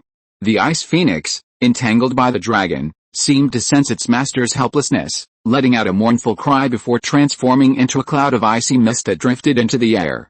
Shuibinger and Zuwu watched the vines slowly returning to the earth, their faces pale, their hearts filled with unreadable emotions. Before this match, they had considered the possibility of defeat, but that was only based on Li Sun dodging or enduring it head-on. But to have their martial soul fusion skill so forcefully suppressed like this was something they had never imagined. Thank you for the concession. Li Sun cupped his hands and smiled at Shuibinger and Zuwu. Now that the match was over, he didn't need to worry about so much. Isn't it a bit late to be a gentleman now? Shuibinger pursed her dry lips. Li Sun looked at Shuibinger and Zuwu with sincerity. I was just being serious out of respect for you. Hearing this explanation, Shuibinger was taken aback, then slowly smiled. Alright, I forgive you. Zuwu, hearing this explanation, looked at Li Sun with much gentler eyes. You're very strong, but we won't give up just because of this one defeat. We look forward to competing with you again next time. You flatter me. I also look forward to exchanging ideas with you in the future. After all, both your martial souls and martial soul fusion skills show great potential. Li Sun smiled casually. At your current level, you'll likely face graduation after this Soul Master competition. I hope you'll consider the 7 Treasure Glazed Tile School when you face choices. Surprise flashed in Shuibinger and Zuwu's eyes. They hadn't expected Li Sun to recruit them into the 7 Treasure Glazed Tile School. They exchanged a glance, not strongly, but both sensed the other's interest. In fact, for talented individuals like them, especially those in unofficial academies, many powerful forces and families had already extended offers. After all, the Soul Master competition was essentially a selection process for elite Soul Masters by the Spirit Hall and the 2 great empires. Even the academy itself intended for them to stay and serve as teachers. However, due to considerations of their studies and future, they had not yet made a decision. This was a dilemma faced by a large number of graduating students across the continent.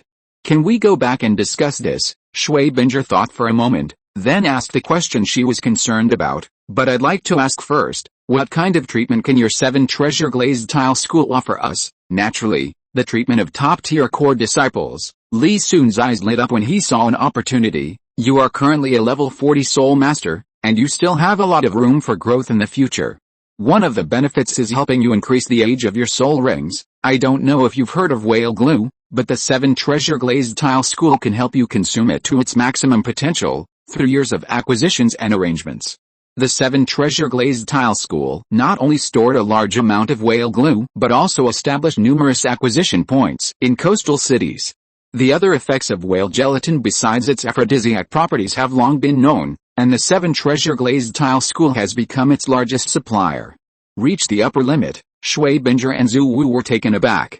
Of course, they had heard of such a thing. However, as something that could enhance potential, whale gelatin was incredibly expensive, far beyond the reach of ordinary families. Although they had already reached level 40, they still needed something that could fundamentally improve their potential. After all, the strong always get stronger. If they could absorb 1 or 2,000 years more soul rings than appears at the current stage, they would maintain their lead in the next stage, gradually widening the gap considerably. I won't go into the salary and benefits of the 7 Treasure Glazed Tile School. Li Sun nodded with a smile.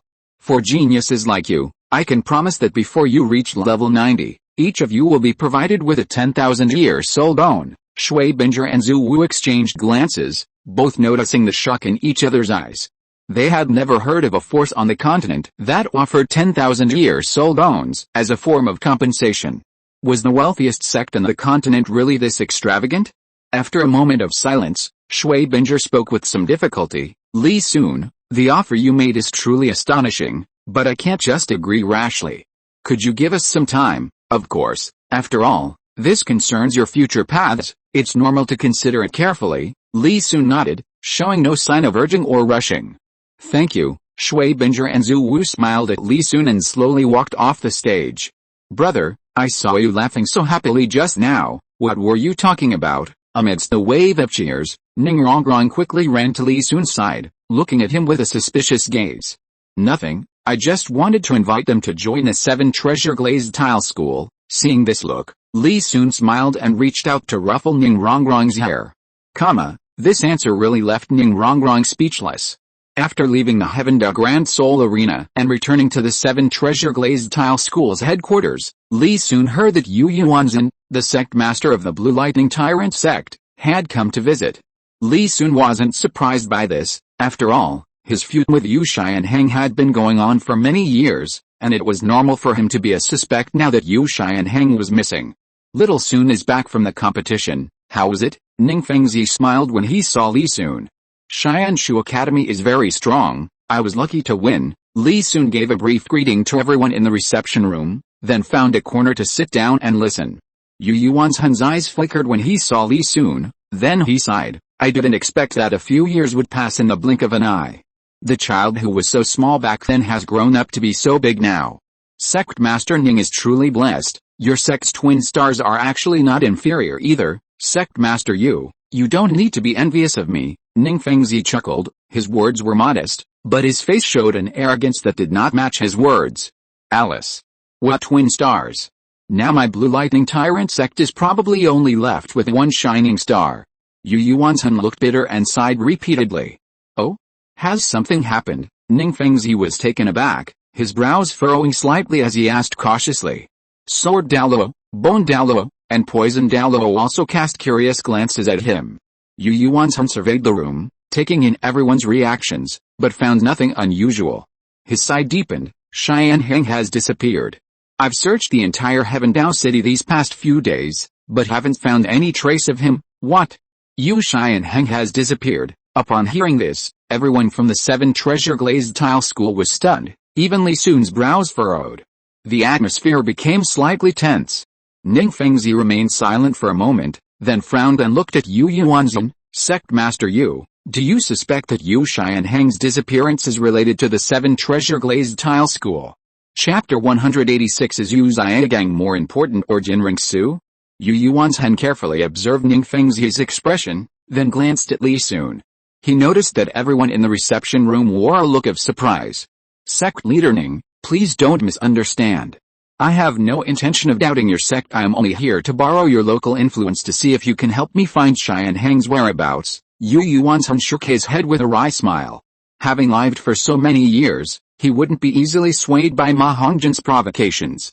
However, he and Xianheng did have a minor conflict with the Seven Treasure Glazed Tile School a few years ago, and the other side was still somewhat suspicious. Hearing Yu Yuanzhen's words, Ning Fengzi's brows gradually relaxed. Sect Leader Yu, rest assured, the three upper sects are of one mind. The Seven Treasure Glazed Tile School will certainly help with this small matter. Moreover, I can assure you that our Seven Treasure Glazed Tile School has absolutely not attacked your sect's Yu Xianheng. Yes, old dragon, I don't know what you're thinking. If we really wanted to make a move, would we have waited until now? Bone Douluo chuckled. Sword Douluo and Poison Douluo nodded to Yu Yuanzhen, indicating that they hadn't intervened. Seeing everyone's openness, Yu Yuanzhen relaxed somewhat, offering a slightly apologetic bow. You've misunderstood. I came here genuinely seeking help. Please don't overthink it. The Seven Treasure Glazed Tile School won't stand idly by. Ning Fengzi nodded. Don't worry, old dragon. If we find anyone harming your disciples, we'll intervene, Douluo and Bone Douluo said with smiles. Thank you all then. Hearing Ning Fengzi and the others' assurance, Yu Yuanzhen rose, bowed, exchanged a few more pleasantries, and then took his leave. After seeing Yu Yuanzhen off, Li Sun and the others returned to the reception hall, exchanging glances. Douluo stroked his chin and said, Old Dragon might search a little longer. Should we provide him with a location of Yu Xianheng's body? Let's tell him later. Ning Fengzi sighed. The fact that Old Dragon could talk so calmly today moved Li Sun deeply. He never imagined that the three sects, who once walked side by side, would drift apart for their own interests. Truly, life is unpredictable. Teacher, that's not right. Li Sun shook his head, seeing Ning Fengzi's emotional state. We didn't kill Yu Xianheng, so why should the Seven Treasure Glazed Tile School get involved? Preserving the scene as it is the best choice. Besides, speaking of which, Grandpa Douluo indirectly avenged Yu Xianheng. Douluo laughed heartily. Then Old Dragon should thank me. Douluo's interruption made everyone smile, and the atmosphere became more lively. Teacher, there's something else. Li Sun pondered for a moment. Pope Bibi Dong might be coming to Xiandao soon, and we need to make some plans. Do you know why she's coming? Ning Fengzi's expression turned serious. The Pope's trip was no small matter, as the Spirit Hall was now not only the strongest power on the continent, but also controlled the territory of an entire kingdom. Calling it the Third Reich wouldn't be an exaggeration. He said he came to inquire about Emperor Zhu Yi's illness, Li Sun said with a smile, shaking his head. But there's a high probability he's here for Qian Renxue and Xiaogang. However, I don't know the exact percentage. With that, Li Sun recounted how he had almost driven Xiaogang to desperation using the Pope's decree, and briefly recounted the past between Xiaogang and Bibi Dong. Ning Fengzi and the others listened with varying expressions. They could understand Bibi Dong coming to see the fruits of victory, given Qian Renxue's imminent ascension and the Spirit Hall's impending takeover of Yondao. But they hadn't expected Bibi Dong to have a relationship with a man who couldn't even break through to level 30.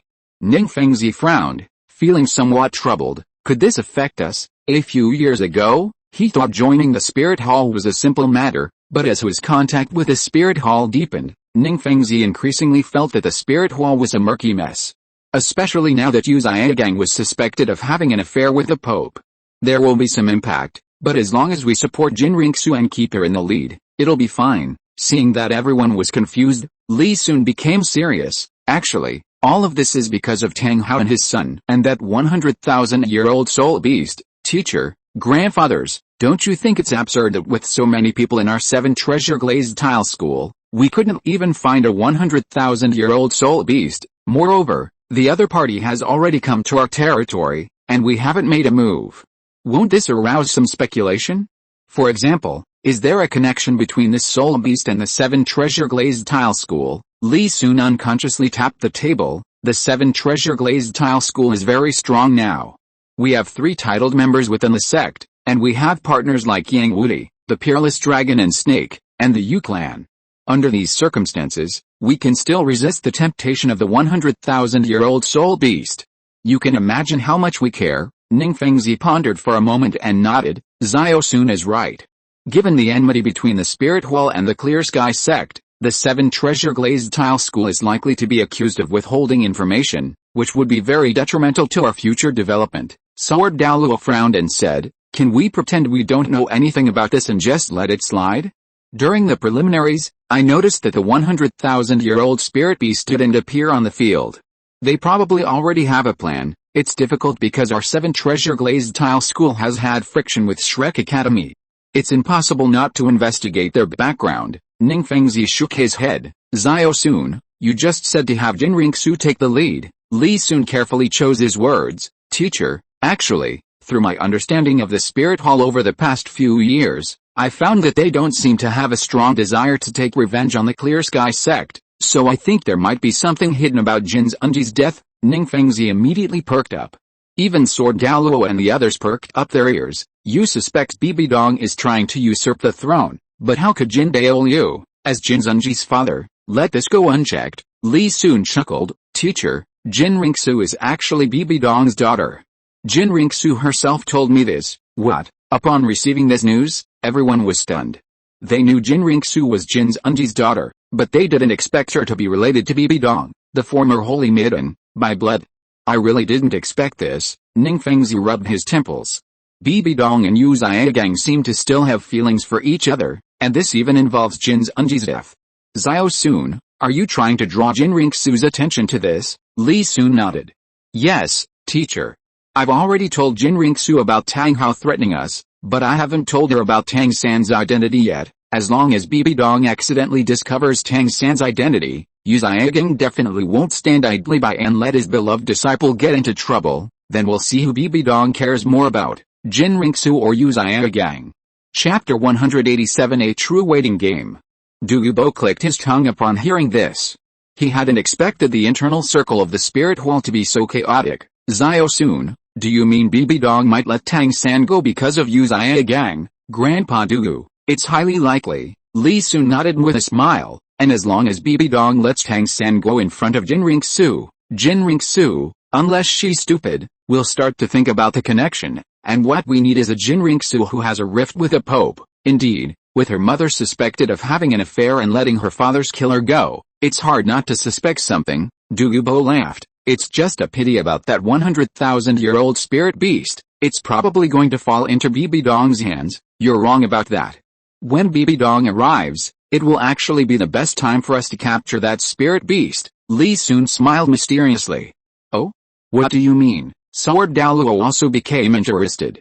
Actually, logically speaking, he was the one who discovered this spirit beast first.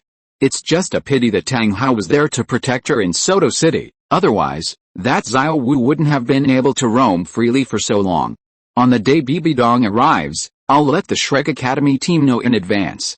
As long as some people aren't stupid, they shouldn't let Xiao Wu, a 100,000-year spirit beast, appear in public in front of the spirit hall. And to avoid any accidents, I've prepared additional measures to ensure that Xiao Wu doesn't appear in the Heaven Dao Arena with the Shrek Academy team. Li Sun looked at Douluo. Grandpa Douluo, you can just lie in wait near Shrek Academy and wait for her to come to you. Douluo's eyes lit up upon hearing this.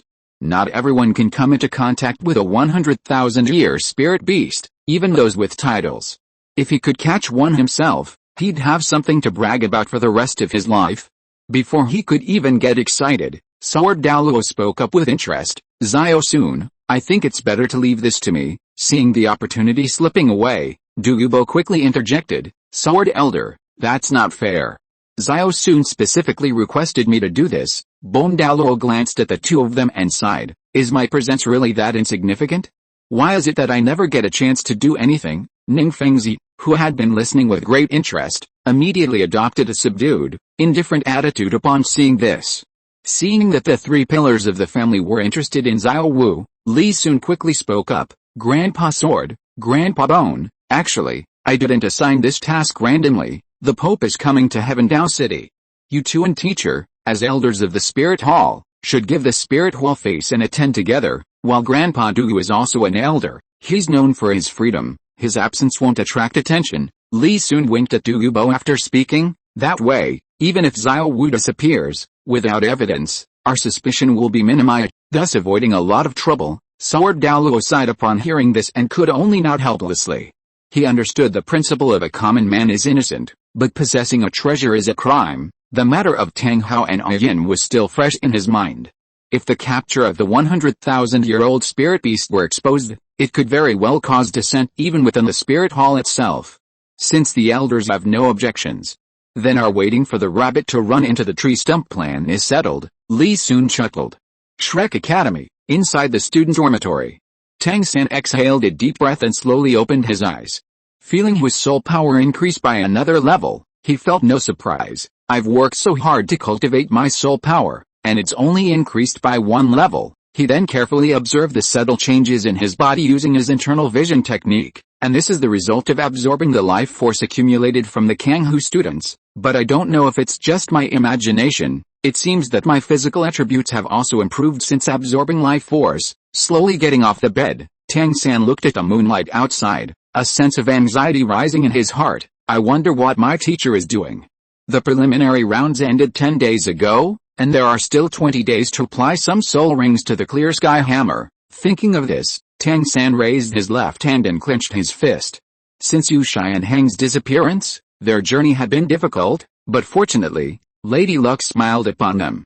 The Blazing Fire Team, Divine Wind Team, and Heavenly Water Team were merged by Li Sun, allowing them to barely scrape by and qualify as 5th place. But qualifying didn't mean there was anything to celebrate. Tang San had already experienced the combined power of 3 teams and knew that if they didn't make a further breakthrough in the upcoming matches, they might be eliminated in the qualifying rounds. It wasn't just Ho Wu and Shui Binger, whose ice and fire attributes countered as blue-silver grass, but even Feng Xia Ocean's wind blades could easily destroy it. Blue-silver grass was simply too fragile. Tang San shook his head, trying to dispel these thoughts.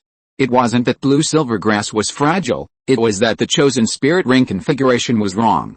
Tang San couldn't help but recall the argument between Li Sun and his teacher that year, and then the way Li Sun had acted in the preliminaries. What would happen if my blue-silver grass were equipped with Li Sun's spirit rings? Tang San mentally simulated the possible changes to his blue-silver grass. Would I be the one standing in the center of the arena then? It probably would. Tang San slowly closed his eyes. He felt that Li Sun was like a shadow constantly looming over him, impossible to shake off or escape. But I won't stay like this forever, Li Sun. You probably never dreamed I'd have twin martial souls. Tang San suddenly opened his eyes, a cold glint flashing within them. Now I can absorb 10,000-year spirit rings. As long as I add 4 10,000-year spirit rings to the clear sky hammer, even if you're a soul king, you can't possibly be a match for the #1 weapon spirit on the continent. I can't wait for my teacher any longer.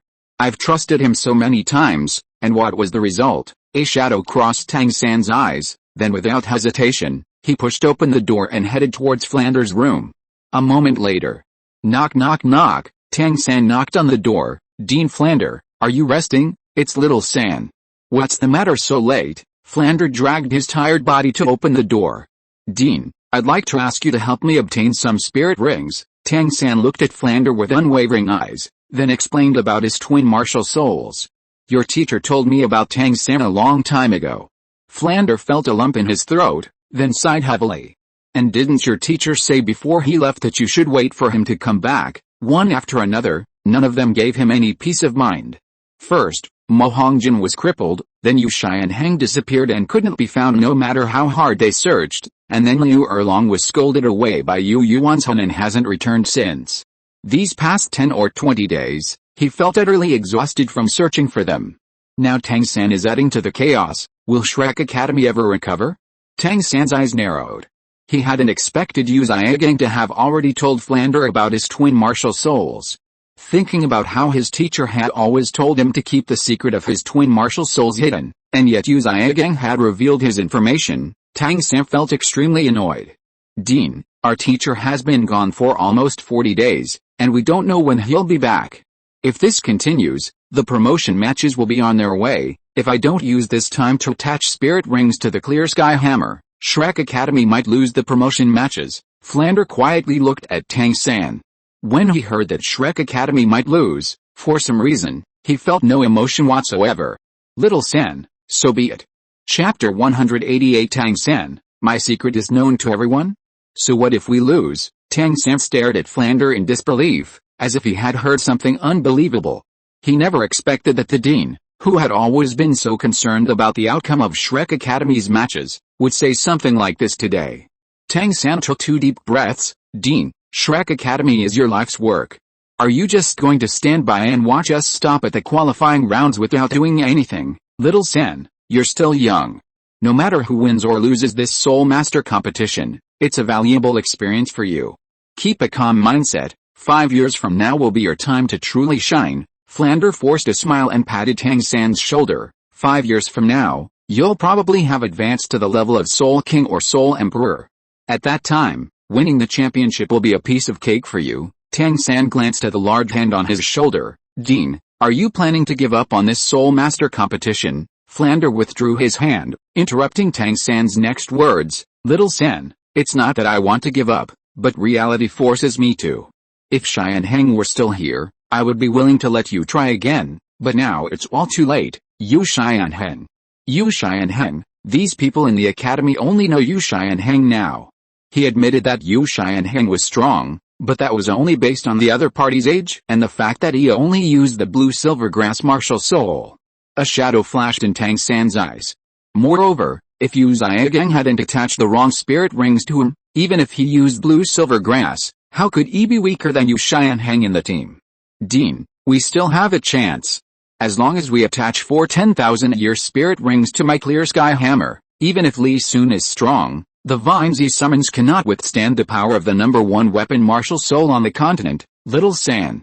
Xiaogang specifically instructed us before he left that we should wait for your teacher to return before discussing it further. Flander felt a little tired inside, not wanting to continue on this issue. Hearing Flander's perfunctory words, Tang San felt a surge of irritation. The dean only has 20 days left. You should know what missing this opportunity means. 5 years, you should know how long 5 years is.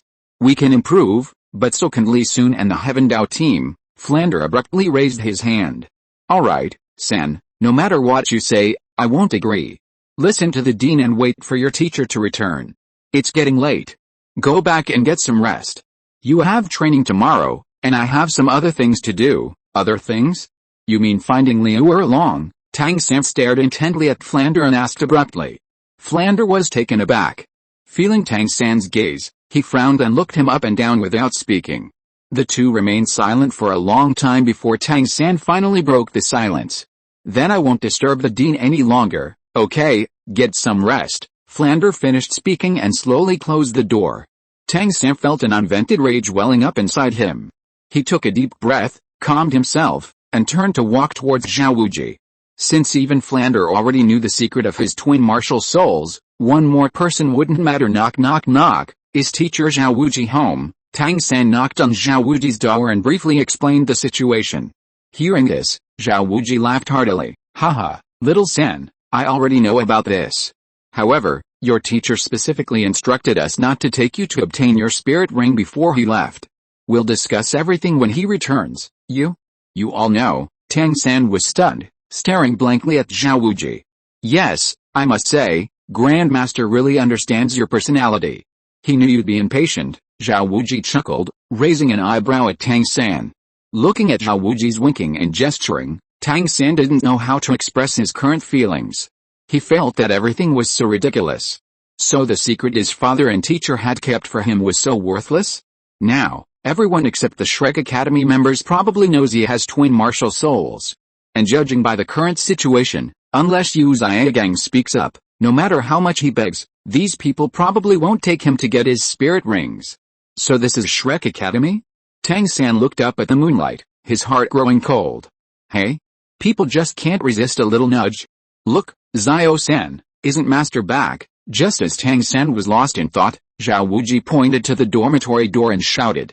Tang San was startled, then overjoyed, and quickly turned to look in the direction Zhao Wuji was pointing.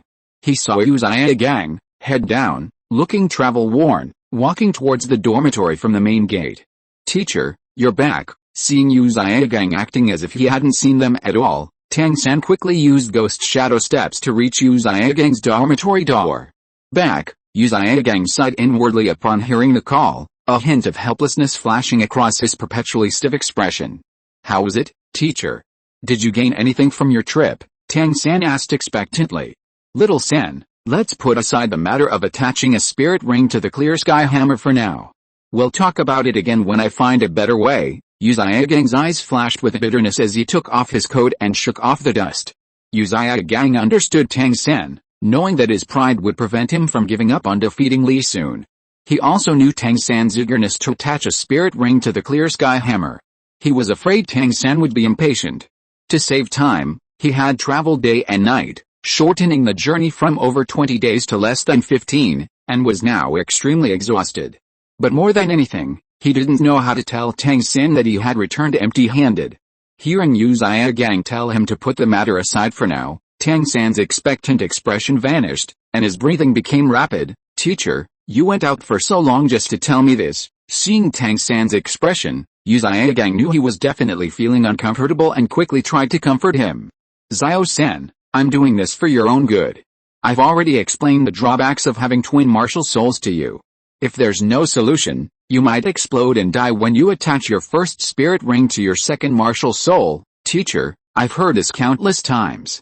I can recite it by heart. Tang San, his face grim, interrupted Yu Xiaogang's next words. Could you please provide some useful information? Yu Xiaogang's expression turned cold, his hands clenching involuntarily in his sleeves. Xiao-san, don't you trust your teacher? Teacher, I once trusted you completely, but what was the result? Tang San sneered, spreading his hands. Your blue-silver grass martial soul is ruined. Your martial soul is ruined. Yu Xiaogang's anger flared, his hand trembling as he pointed at Tang San. Have you forgotten that if it weren't for me, your blue-silver grass would forever remain a useless martial soul? Chapter 189. Tang San angrily confronts the Grandmaster. Li Sun's preparations. A useless spirit? Tang San's eyes flashed with mockery upon hearing this. It is indeed a useless spirit, but it shouldn't be like this in the first place. And do you dare say that Li Sun's wooden carving spirit is stronger than my blue-silver grass? Li Sun's spirit is a mutated spirit, and a positive mutation at that. How can your blue-silver grass compare to him? Seeing Tang San's increasingly impolite tone, Yu Xiaogang's anger was also ignited. I once investigated 647 people whose spirits were blue-silver grass, and only 16 of them possessed spirit power, and even that was only level 1 spirit power. What else is this but a useless spirit? Yu Xiaogang glared angrily at Tang San, then pointed to himself. I'll use my theory to make your blue-silver grass spirit reach a level it shouldn't have. Haha, your theory. Tang San laughed angrily, carefully examining Yu Xiaogang from left to right. For the past few years, I've actually had a question in my mind. Can your theory be made up on the spot? Except for my second spirit ring, it seems my blue-silver grass spirit has always been attached to whatever spirit ring I hunt. Right, what does that have to do with your theory? Tang San narrowed his eyes and grinned. Oh. It does have something to do with it, but it's just hindsight and a consolation. If it weren't for me, you might have died at the hands of the Mandragora snake when we were getting our first spirit ring. And when you saw me hunt a 100-year-old spirit beast, you immediately told me to add poison attribute attack and resilience to the blue-silver grass. I'm just curious, what kind of resilience does a snake have? Alright, it's been so long I almost forgot. You even found me a 10-year-old lone bamboo to be my first spirit ring. Tang San smiled at this. Actually, I think the lone bamboo is pretty good now. If I had chosen a 100-year-old lone bamboo, I wouldn't have ended up like this. Also, you said you studied over 600 spirit masters with blue-silver grass spirits. Did you just conclude that blue-silver grass is a useless spirit? Hearing Tang San's rapid-fire words, Yu Xiaogang's face flushed red with anger, his whole body trembled uncontrollably, and he stumbled, his legs giving way. He suddenly remembered what his father, Yu Yuanzhen, had told him, that Tang San was actually cold-hearted, extremely controlling, and not a kind person. This was indeed true. Yu Xiaogang slowly closed his eyes, trying to regulate his breathing, constantly telling himself that Tang San was still useful to him. He was Tang Hao's son, and he still needed to use him to prove his research. Xiao-san, I know you're just anxious right now, but you need to know that some things, if done carelessly, can ruin your entire life. Adding a spirit ring to the clear sky hammer now will only reduce your future potential. Your mind is unstable right now. Let's talk properly after you calm down. Tang San was taken aback, seemingly not expecting Yu Xiaogang to be able to calmly reassure him even at this moment. However, after this interruption, and his earlier outburst of anger, his anger had subsided somewhat. The two remained silent. Xiao-san, go and get some rest. Yu Xiaogang looked at his familiar yet unfamiliar disciple, his heart filled with bitterness, only able to hide his emotions with a sigh. When he saw Tang San silently turn and walk away, he could no longer contain his emotions and slammed his fist into the door. Tang San paused upon hearing the noise behind him, then quickly left the area and headed towards his room. Back in his room, he packed his necessities into the 24 bridges under the moonlit night amulet, counted the gold soul coins he had secretly hidden, and then walked out of the academy. Luckily, I didn't give all the gold coins to the 7 treasure glazed tile school back then. Tang San glanced back at Shrek Academy, formerly known as Blue Lightning Advanced Academy. He realized that no matter the name, it seemed nothing could proceed at this academy without Yu Xiaogang's approval. However, it didn't matter. He could simply hire someone to help him obtain a spirit ring, and so much had happened over the years, plus his father had always been nearby protecting him. Taking advantage of the early night, Tang San found a carriage shop that was still open, hired a carriage, and headed towards Sunset Forest that very night. Meanwhile, at the 7 treasure glazed tile school's headquarters in Heavendao City. Xiao-sun, are you going here to add a spirit ring to your second martial soul? Ning Fengzi hesitated slightly. Isn't that a bit too early? Although adding a spirit ring is no problem for you with your physical abilities, I think it's better to postpone it a bit. That way, the age of the spirit ring can be increased further. Li Sun chuckled. Teacher, I won't waste my potential. I'm just going to the Star Dao Great Forest to scout things out. Hearing Li Sun say this, Ning Fengzi became curious. Which spirit beast have you set your sights on? It's hard to say right now. I don't even know if I can find it. Li Sun thought of the heavenly dream ice silkworm being kept by a group of ferocious beasts to absorb its energy, and a mischievous smile appeared on his lips. Seeing Li Sun smile, Ning Fengzi felt much relieved. Then let your grandpa Douluo accompany you. He's free right now. Li Sun thought for a moment, then felt uneasy. I'd rather have Grandpa Sword come with me. You brat, you're looking down on me. Douluo was taken aback, then looked at Li Sun with a dangerous gaze. HMPH. If you don't give me a perfect explanation today, don't expect me to do anything for you in the future. Sword Douluo didn't speak, but from his appearance, it was clear he was in a good mood. Bone Douluo sighed. Fortunately, He had grown accustomed to being forgotten over the years. Grandpa Douluo, I didn't mean to look down on you. It's just that this mission is a bit risky. If anything happens, Grandpa Sword can help me escape faster. Li Sun quickly stepped forward to flatter him, indicating he meant no harm. Escape faster. Everyone was stunned, seemingly not expecting Li Sun to choose Sword Douluo for such a reason. Yes, my target this time is the core area of the starred out Great Forest. I might accidentally attract the commotion of a 100,000-year-old soul beast. Li Sun nodded. Of course, the main reason was that if anything happened, Sword Douluo was better than Douluo. If he really took Douluo there, neither of them might come back alive. HMPH. If we really faced a 100,000-year-old soul beast, I wouldn't be without a fighting chance, but in terms of speed alone, Sword Elder is indeed slightly better than me. Douluo closed his eyes, enjoying Li Sun's massage. Sigh. Then I'll reluctantly go with Little Sun. Sword Douluo sighed with a smile. I can't help it, I'm born to be busy. Hearing Sword Douluo's words, Douluo half opened his eyes and snorted softly. Old sword man, don't pretend with me. Once I've concocted the thing and got Li Sun and Yan Yan to consummate their relationship, let's see what you have to offer me then. However, the opportunity only comes once, and it's still unknown how strong the medicine will be, given Li Sun's immune to poison constitution. If you are listening to this novel on a channel other than Fanfic World, it means it was downloaded and re-uploaded without effort. We warmly invite you to visit our channel, Fanfic World. There you will find the original version of this story and many other novels of various genres. We look forward to seeing you dive into a world of incredible novels. Chapter 190 The True Core Area of the Starred Out Great Forest.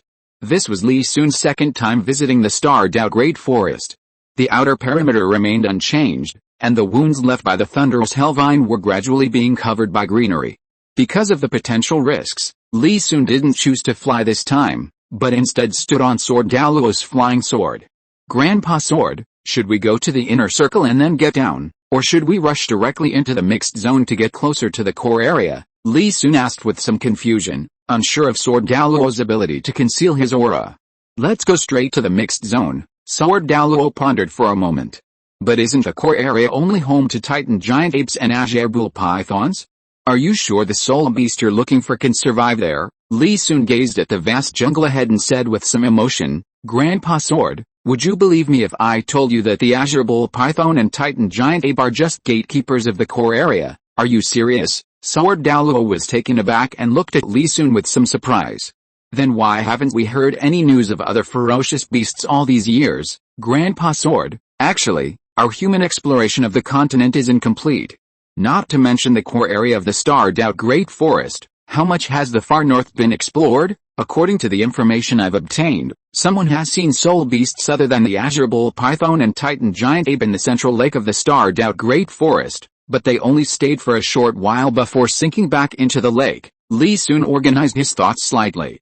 So I suspect there's a hidden world at the bottom of the lake, and there may be beings far stronger than the two current kings of the starred out Great Forest. Sword Douluo's expression became somewhat solemn upon hearing this. Having lived together for so many years, he didn't doubt what Li Sun said, but it was precisely because it was very likely true that he felt troubled. Xiao Sun, is your target the one at the bottom of the lake? Li Sun nodded. Grandpa Sword, I still have 13 spirit rings to acquire. The known 100,000-year spirit beasts can't fully satisfy my needs, so it's best to plan ahead. You're quite greedy, kid. Sword Douluo chuckled, patting Li Sun's shoulder forcefully. A spirit master with one 100,000-year spirit ring can dominate the entire continent. You've already reserved 2, and you still want to exchange all the remaining spirit rings for 100,000-year ones. Grandpa Sword, your information is too outdated. These days, 1 or 2 100,000-year spirit rings are only slightly stronger than an ordinary titled spirit. Li Sun narrowed his eyes. I won't even mention the 3 limit Dallas. But Bibi Dong alone is far beyond what ordinary people can compare to, not to mention Qian Renxue, the owner of a god-level martial soul. Sword Douluo became interested upon hearing this. Looks like you've gotten some information from somewhere again. Tell me quickly, Grandpa Sword. You might not know, but the current Pope, Bibi Dong, possesses twin martial souls just like me, and her soul power is likely already at level 99. Do you think the soul rings she added to her second martial soul could be of low age? Li Sun's expression grew slightly serious as he thought of Bibi Dong's somewhat mad personality. Bibi Dong had once boasted of destroying the entire continent, although it might just be empty talk. It was still something to be wary of. The key was that he didn't want to put his life in someone else's hands. Sword Douluo's expression slowly turned serious. This really isn't good news. They had now entered the mixed zone of the starred-out Great Forest, and Sword Douluo slowly descended on his flying sword. Grandpa Sword, there's even worse news. Li Sun looked around to confirm their location. You've heard of the divine inheritance, haven't you? I think that rumor is true. And there's a rumor that Tang Chen of the Clear Sky sect disappeared while searching for the divine inheritance. Think about it, someone like Tang Chen, who has reached the limit of a soul master, is searching for ways to advance to a higher realm. Why hasn't the spirit hall taken any action? Sword Douluo had just chosen a direction to move forward when he heard this and paused, turning back to look at Li Sun in surprise. You mean the spirit hall might have the divine inheritance? The angel god worshipped by the spirit hall has left behind legends on the continent. Li Sun nodded. Do you think a 1 or 200,000 year soul ring would be effective in this situation? And it's not just the angel god. What if they've already found other divine inheritances? Sword Douluo fell into deep thought, his sword-like brows furrowing. Although the 7 treasure glazed tile school joined the spirit hall, they were only newcomers, meaning the spirit hall's true core circle didn't truly accept them. This kind of joining was very unstable. They could easily be abandoned. Throughout history, there have been countless instances of the 100 times the rabbit and discard the dog tactic after unifying the empire. We really should prepare more 100,000-year spirit rings. After all, even Tang Hao was chased like a stray dog back then. Sword Douluo exhaled a deep breath. It's better to keep our power firmly in our own hands. I don't want our 7 treasure glazed tile school to suffer the same fate one day. They walked slowly through the mixed zone in silence. This was the truly deadly part of the starred-out Great Forest, where even Sword Douluo had to be cautious. However, this wasn't too much pressure for Li Sun, as stealth and assassination were skills etched into his memory, though powerful figures like Hashirama Senju generally didn't use them. They walked towards the central area for 3 days until Sword Douluo gestured to Li Sun, using his soul power to amplify his voice into a thin line, allowing it to reach Li Sun's ears. Little Sun, the core area is just ahead. I don't know exactly how sharp the senses of a 100,000-year-old soul beast are, but based on my experiences fighting the Titan giant ape and the Azure Bull python a few years ago, going any further would likely alert them. Li Sun mentally calculated the approximate distance and nodded. Although it was still quite far, he could get there with a little more effort. Grandpa Sword, if anything happens, don't panic. If things get really bad, you can leave this place and don't worry about me. Just come back and meet me later. Without waiting for Sword Douluo's reply, Li Sun mobilized his soul power and slammed his hands onto the ground. Nourished by the soul power, the seeds underground instantly became active. Then, under Li Sun's control, a vine slowly extended diagonally downwards from the ground towards the lake of life. The underground was filled with debris. And even with the tenacity and strength of his vines, he had to navigate around the hard rocks. Fortunately, his 3rd spirit ring absorbed the azure vine, a plant whose length could theoretically reach an unlimited limit with the support of spirit power. 1,000 meters, 2,000 meters, 5,000 meters. In the end, Li Sun couldn't even calculate how far he had stretched the vine.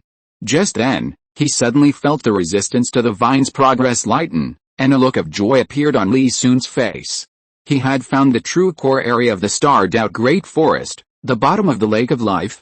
Chapter 191. Are you food raised by these soul beasts? By this time, the vines had stretched to an unknown distance, to the point that even Li Sun, with his current cultivation level, could no longer control them flexibly. However, Li Sun had anticipated this. He kept his hands still, and suddenly a human-shaped wooden sculpture arched up from behind him. This wooden sculpture, as if it were alive, broke free from his back in the blink of an eye, transforming into another living Li Sun standing in the same spot. The clone stretched its body, smiled, nodded at Li Sun, and then used wood release to quickly dive into the ground along the vines. Considering that the current location was too far from the destination, Li Sun created 4 more clones in succession, calculating the time and setting off in sequence. Sword Douluo's eyes narrowed upon seeing this. This was not the first time he had witnessed Li Sun's clone skill, but each time it brought him some surprise. These clones were too realistic and agile. If Li Sun balanced the energy of the clones, even with his cultivation level, he would not be able to distinguish between the real and the fake. At this moment, the first clone had already traveled about 1,000 meters along the vines in one breath. Considering the long journey ahead, the clone used ninjutsu to create a space at this location before disappearing and returning to Li Sun's body in the form of soul power. Away from the ground, pressure was secondary. The main problem was the lack of air. The second and third clones arrived in succession, made some simple adjustments, and expanded another air vent connecting to the ground before continuing their downward descent. This arduous task lasted for almost a day. As darkness fell, Li Sun slowly stood up. He rubbed his aching back and said, "Grandpa Sword, I'm about to set off. If anything happens on the ground, you can leave first and come back later. Don't worry about me, okay? Be careful." Sword Douluo nodded. Having seen Li Sun's clones disappear one after another into the ground, he was no longer so worried about Li Sun's safety. He felt that if any unexpected situation occurred, he might not be as safe as Li Sun. Receiving a reply, Li Sun nodded, then slowly sank, disappearing along the vines. In a dark, enclosed space with thin air, Li Sun attached his spiritual power to the vines, slowly extending them towards the underground space of the Lake of Life. Soon, Li Sun felt a flash of light before his eyes. A subterranean world shimmering with azure light appeared before him. Although his current spiritual power could only sense a portion of its appearance, it was still enough to shock him. Li Sun considered a possibility, then manipulated the vines to slowly ascend, discovering that this space seemed to be separated from the Lake of Life above by an invisible membrane, preventing the lake water from reaching this place. The light source here also originated from the Lake of Life above. Is it a barrier? My physical body is less than 1,500 meters away. Although there are thick layers of soil and rock walls blocking the way, if I move too much, I might still be detected. Not daring to continue exploring the barrier, Li Sun manipulated the vines to slowly descend along the rock walls of the underground space until reaching the surface. Although the vines in his spiritual power hadn't reached their limit, he dared not unleash his full power easily. Instead, he controlled the vines to move slowly forward like a small snake. Suddenly, a powerful pressure came from not far away. Isn't it my turn this time? Who sneaked over here again? Li Sun was startled and quickly cut the vines, withdrawing his spiritual power back into the rock layer, quietly listening to the situation outside.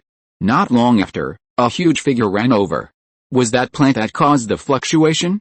Could it be that old guy, the Demon King? The Crimson King's three heads carefully sniffed the vines, but found no trace of the Demon King. How? Quite well hidden, but there are obvious traces of spiritual power on it. The Crimson King bared his teeth, picked up the vine, and quickly ran towards a certain place. If that old guy denies it again, even if it disturbs the beast god's slumber, I'll make him give me an explanation. As the Crimson King gradually disappeared into the distance, a vine suddenly stretched out from the rock wall.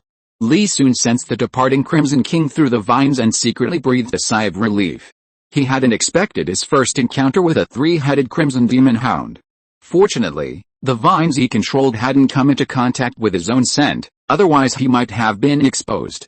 Li Sun was about to continue exploring, but hesitated slightly before maneuvering the vines to extend in the direction the Crimson King had come from.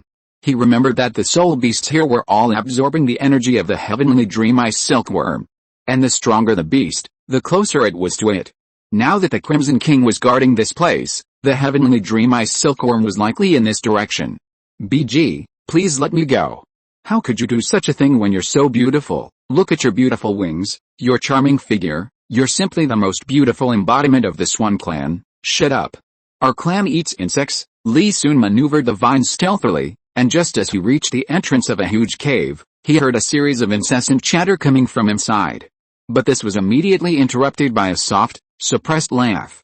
A smile appeared on Li Sun's face, 1,000 meters away. The vines were too conspicuous in their current position, so Li Sun quickly retracted them, determined the location, and forged a new route, circling around to the heavenly dream ice silkworm's cave.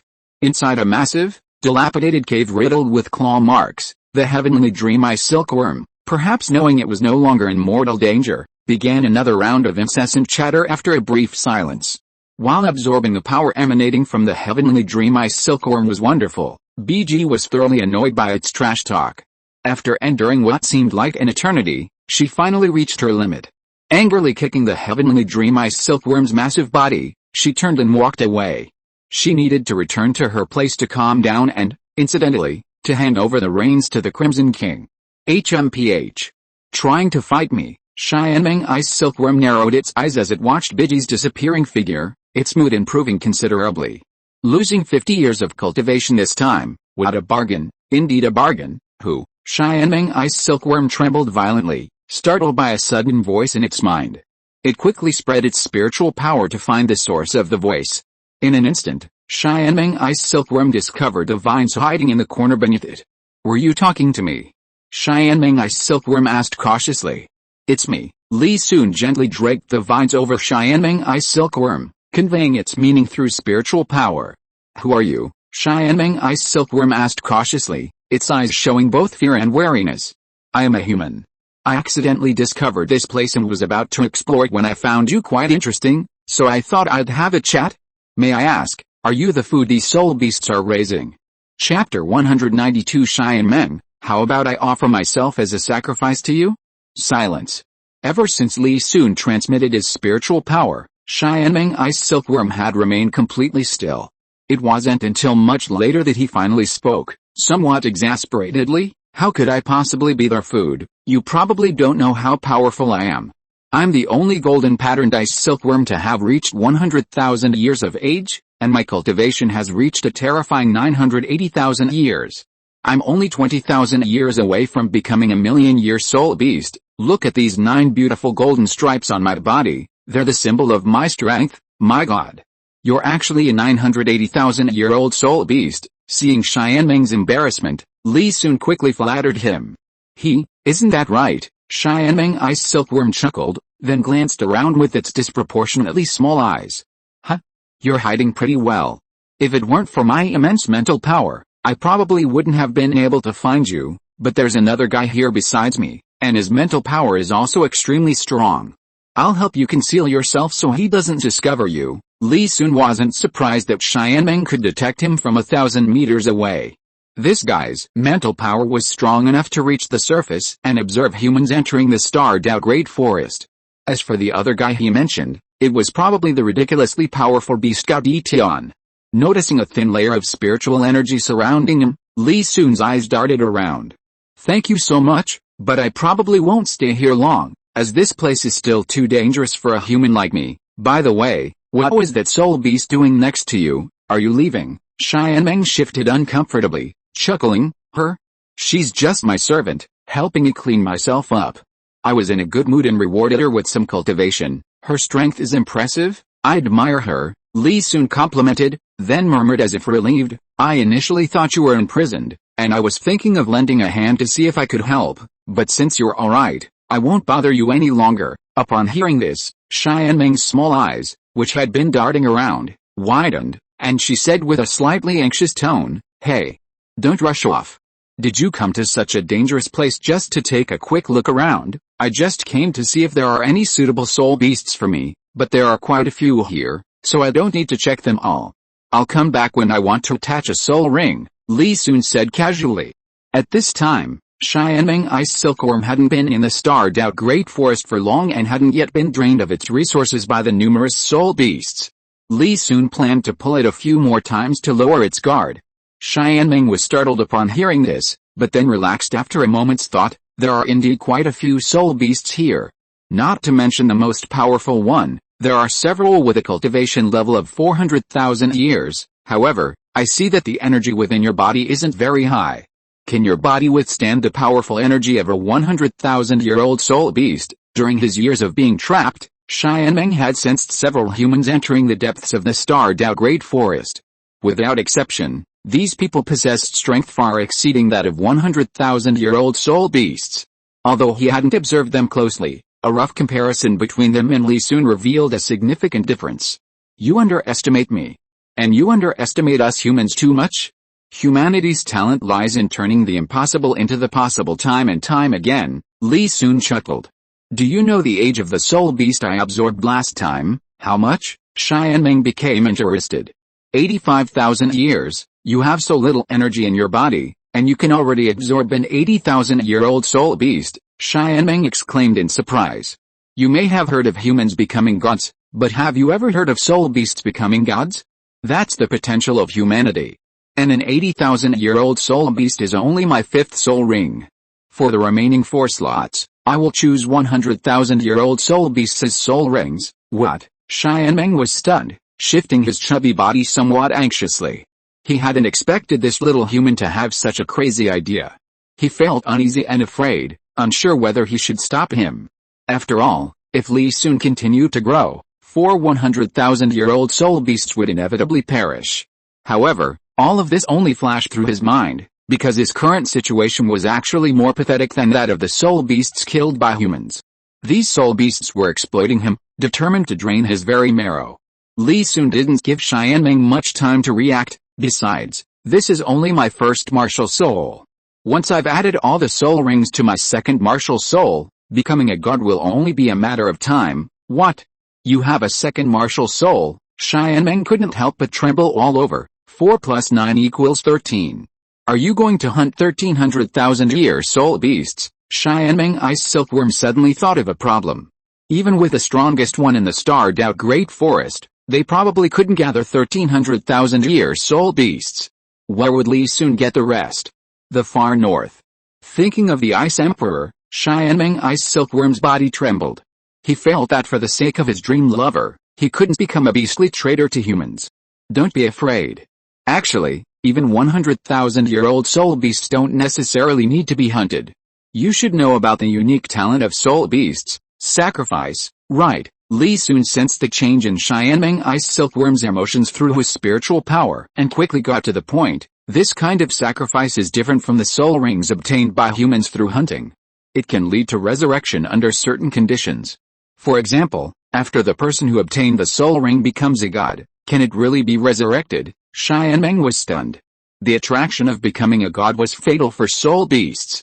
Faced with a long lifespan, soul beasts were generally far more afraid of death than humans. It's true. After sacrificing, you can be resurrected in the god realm with a person who becomes a god. This has always been the easiest path for you soul beasts. This is also your only chance to become a god, because the god realm does not allow soul beasts to undergo tribulation to become gods. Xiaogang stared blankly at the vines on the ground, but his mind was racing.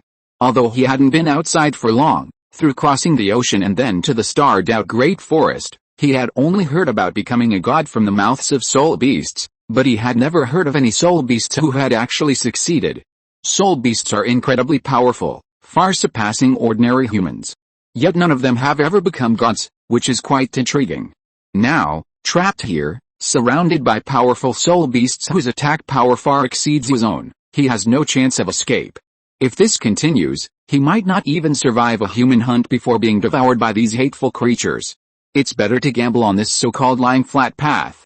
You're not lying to me, are you? Xiaoming's mind raced, then her small eyes darted around as she spoke with a slightly suspicious tone. Why would I lie to you? There's no benefit to it. Besides, I was about to leave, but you stopped me. Li Sun conveyed his dissatisfaction through his mental power. If there's nothing else, I'm leaving. Hey. Don't be in such a hurry. Xiaogang chuckled. Brother will give you a fortuitous opportunity. Do you want it? An opportunity?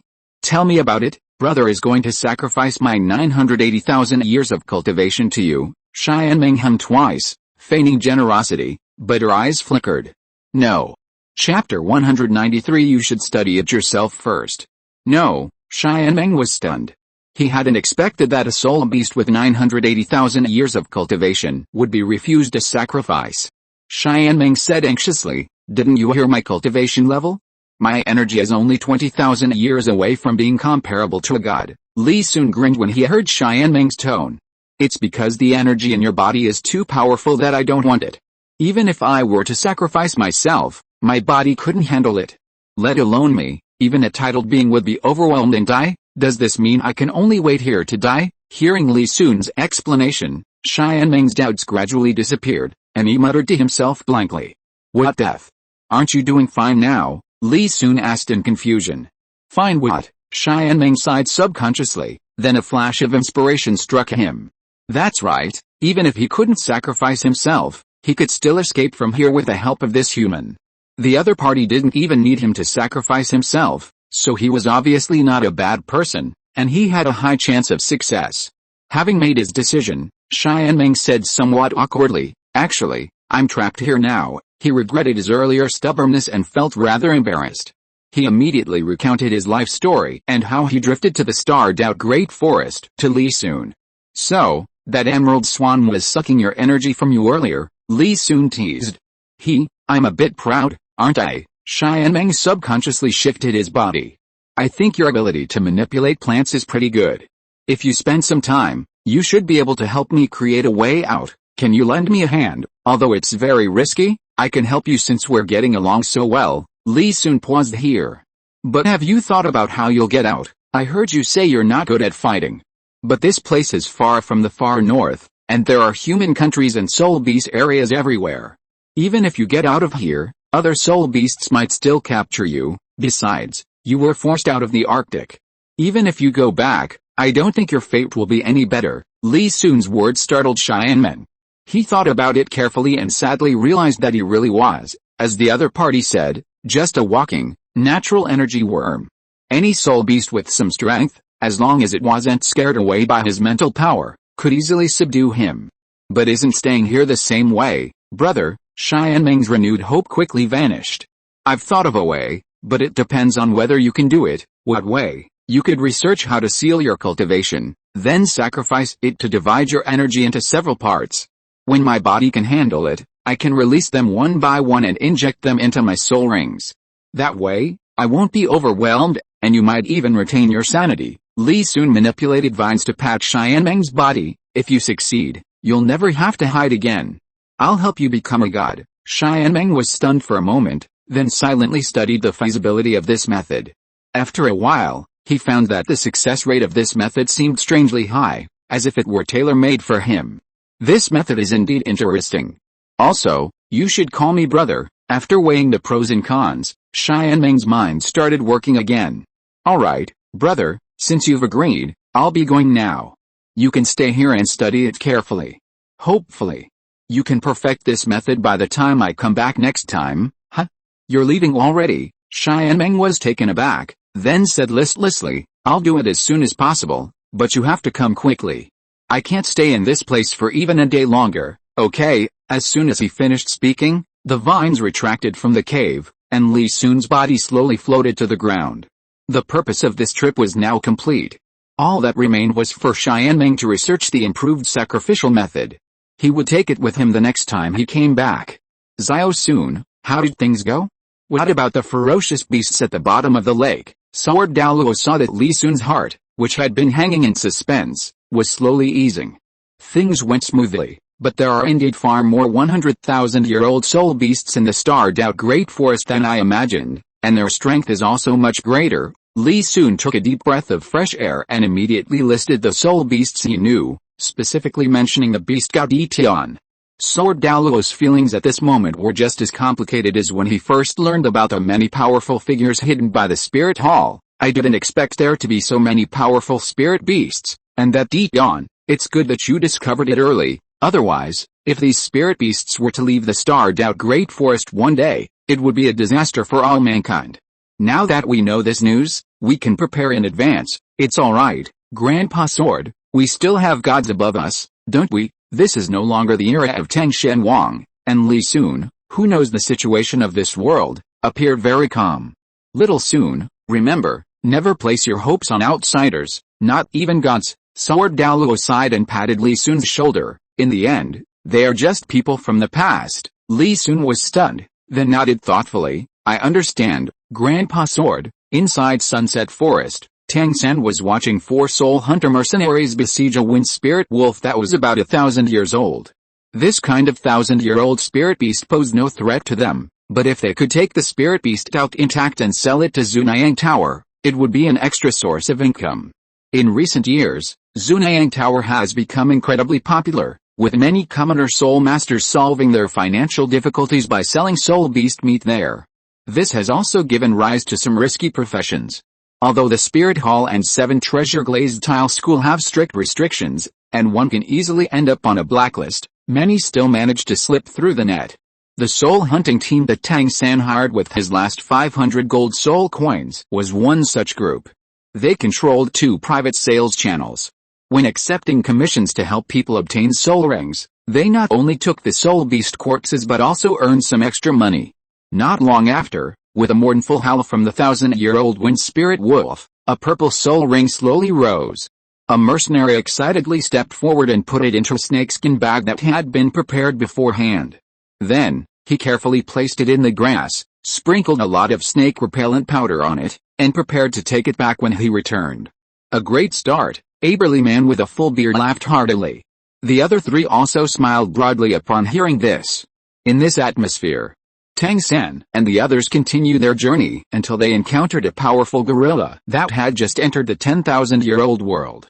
Chapter 194 My Mother is a Soul Beast? Once a soul beast reaches 10,000 years of cultivation, it already possesses considerable strength. Even the most greedy soul hunting team dared not hold back, relentlessly attacking the mighty gorilla with their soul skills. Before long, after one team member sustained minor injuries, the mighty gorilla finally collapsed to the ground, unwilling to accept defeat. Kid, give it the final blow. Finish it off quickly, don't ruin its body, we still need to sell it for money, the bearded man said with a laugh. Tang San nodded, constantly glancing around at his surroundings. Hey, little San, why are you doing this to yourself? A rough, slightly weathered voice suddenly rang out from the forest. The 4 soul hunting team members were startled, immediately adopting a defensive stance as if facing a formidable enemy. Father, I knew you'd always been protecting me. Tang San took a deep breath, a warm current flowing through his heart. He was also taking a gamble. Ever since he was in Soto City, he had vaguely sensed that his father had been silently protecting him. However, due to the feud between the Clear Sky sect and the Spirit Hall, his father had to maintain a certain distance from him. If he hadn't been forced into this situation by Xiaogang and Shrek Academy, he wouldn't have wanted to force his father to reveal himself this way. But without his father's help, he would still be wasting his time on the blue-silver grass spirit, and the gap between him and Li Sun would only widen.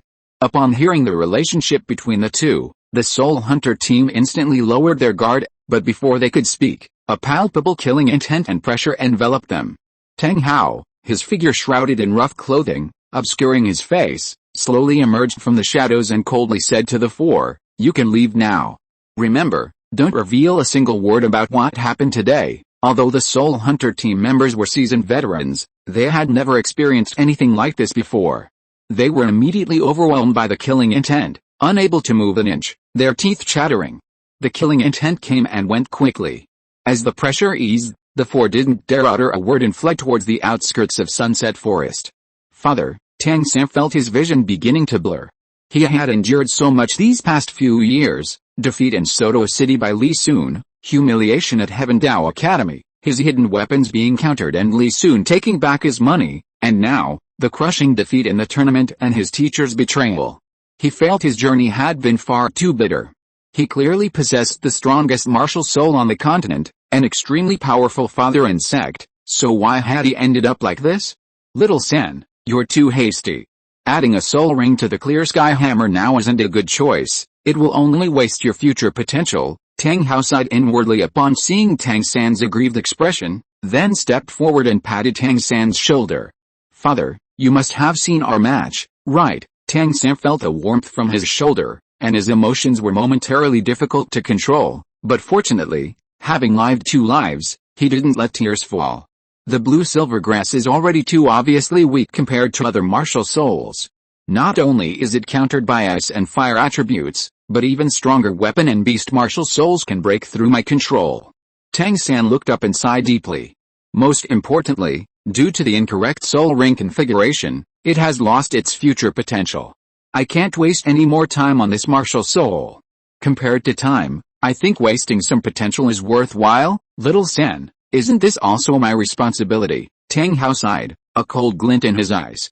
It was my mistaken trust in Xiaogang that led to today's result. Seeing his son's aggrieved appearance, Tang Hao felt a surge of anger with nowhere to vent. Although he was secretly protecting Little San, he couldn't get too close, which was why he met with Xiaogang. He remembered that when he met Xiaogang, he clearly instructed him to take good care of Little San, and he even gave out the Pope's decree for the other party's convenience. He never expected that little Sen would be taught to be like this by Xiaogang. Father, it has nothing to do with you. I trusted Xiaogang too much. I had doubts and thoughts about the blue silver grass's spirit ring a long time ago, but he persuaded me repeatedly. If I had realized it sooner, things might not have turned out this way. Tang San saw Tang Hao's self-reproach and shook his head repeatedly, but it doesn't matter now. I've calculated it. Even if I really added Li Sun's spirit ring to the blue silver grass, it wouldn't have the same power as the other spirit, because its upper limit was already fixed. A spirit master's golden cultivation age is very short. Father, I can't waste any more time on this blue silver grass. HMPH. You fame-seeking bastard, you're really misleading people. Tang Hao suppressed his anger. Little Sen, do you know? Actually, your blue silver grass isn't an ordinary spirit. Its potential is far more than that. Tang San was stunned. Father, what do you mean? Little Sen, with your current cultivation level, it's time for me to tell you some things. Tang Hao glanced at Tang San. Actually, your blue silver grass originated from your mother, and your mother's true form was a blue silver grass with a cultivation of 100,000 years, also known as the blue silver emperor. Father, are you saying that my mother was actually a 100,000-year-old transformed soul beast? Tang San was incredibly shocked. Tang Hao nodded. Your blue silver grass inherited your mother's talent. Can you still say your martial soul has no potential? It just hasn't awakened yet. Hearing Tang Hao's admission, Tang San's pupils dilated dramatically, and he fell into deep thought. If what his father said was true, then his blue silver grass couldn't possibly be only at its current level. As a soul beast capable of cultivating to 100,000 years, how could its bloodline be so weak? Tang San suddenly thought of the 10 core competencies of martial souls. He realized that neither Xiaogang nor he had considered one thing from beginning to end. That was, as the companion martial soul of the Clear Sky Hammer, the #1 weapon martial soul on the continent, how could the blue silver grass be a useless martial soul? Xiaogang, you call yourself a master, yet you can't even think of this? What painstaking research, what theoretical knowledge. I actually ruined such a talented martial soul just because I trusted you. Tang San was filled with remorse, but suddenly a thought struck him, and he quickly looked at Tang Hao. Father, what are you talking about awakening? I originally wanted to tell you this later. Actually, your blue silver grass's current form isn't its true form. Tang Hao thought of a yin, and his mood was slightly low. After a moment of contemplation, he told Tang San about the Blue Silver King. I originally planned to take you there when you reached level 60, at which time your blue silver grass would awaken into true king, but since things have come to this point, it's fine to do it sooner. I'll take you to do the true awakening after you finish the next competition. Tang San didn't expect his blue silver grass to be able to evolve. Father, will my martial soul's evolution change its current decline? Chapter 195. A brush with the sunset forest. Tang Hao frowned. He wasn't sure what effect Tang San's blue silver grass would have after its evolution. I can't say for sure, but you're already like this. Even the smallest improvement is a huge boost. Tang San nodded. His father was right. He had already given up on blue silver grass. This was just a last resort. Thinking of this, he felt a surge of resentment. Seeing that Tang San's emotions were gradually calming down, Tang Hao nodded and said in a deep voice, Little San, there's something else I need to tell you. Tang San looked at Tang Hao with some confusion. Little San, do you know that Xia Wu, whom you've always considered your sister, isn't actually human? She's a 100,000-year-old soul beast, just like your mother. What? Are you telling the truth? Tang San trembled, looking at Tang Hao in disbelief. In that instant, his past with Xia Wu flashed through his mind. He never imagined that the person he cherished was actually a 100,000-year-old soul beast in human form. Tang Hao seemed to have anticipated Tang San's reaction and nodded. When a soul beast transforms, if its cultivation level is below level 60, then in the eyes of a titled person, she is like a light in the dark, exceptionally dazzling. I would never mistake her. Now that you know her identity, what are your plans? Will you tell her that her identity has been exposed and send her back to the soul beast home? Or will you keep her as a pet to serve as your future soul ring and soul bone? Or will you continue to treat her as your family? Tang San frowned deeply at this moment. This series of events had been too much for him. His mother was a soul beast, and now even Xia Wu was a soul beast. After a long while, he sighed, a resolute glint in his eyes. Father, Xiao Wu is my sister, she was before and she will be in the future.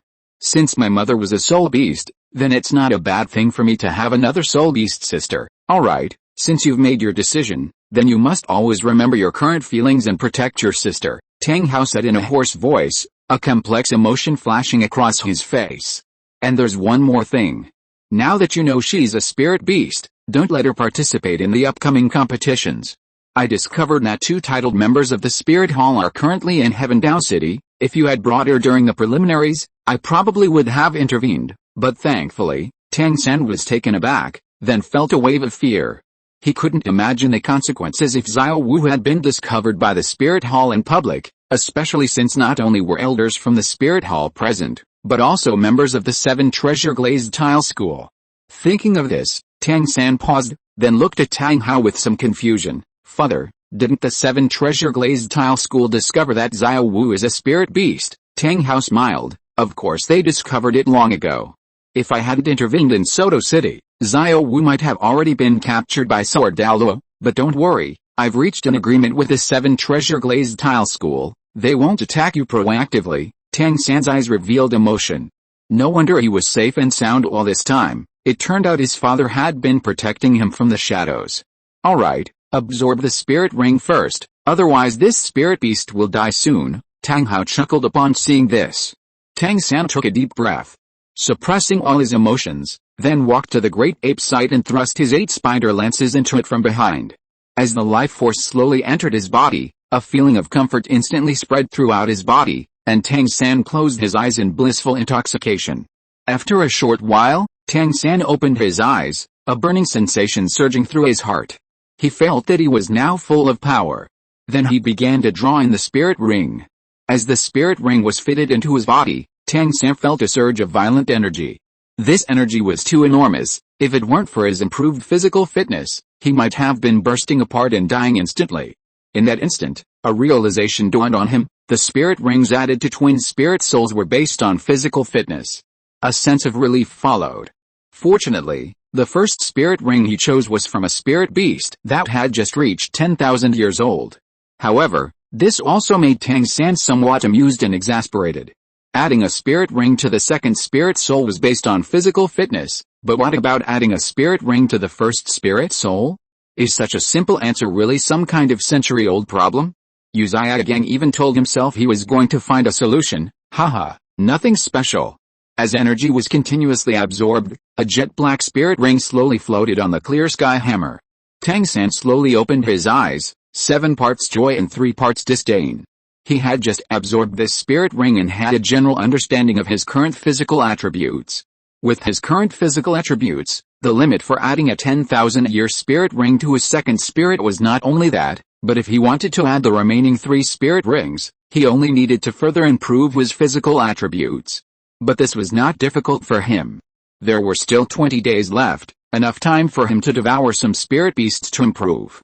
Tang Hao looked at the jet black spirit ring on Tang San's clear sky hammer, and boundless pride surged in his heart. A 10,000-year first spirit ring, which other spirit master on the continent possessed that? And not only that, his son's next 3 spirit rings would also be a neat 10,000-year configuration. Moreover, his son also had an external spirit bone that could enhance himself. He couldn't even imagine how much his son would surpass him in the future.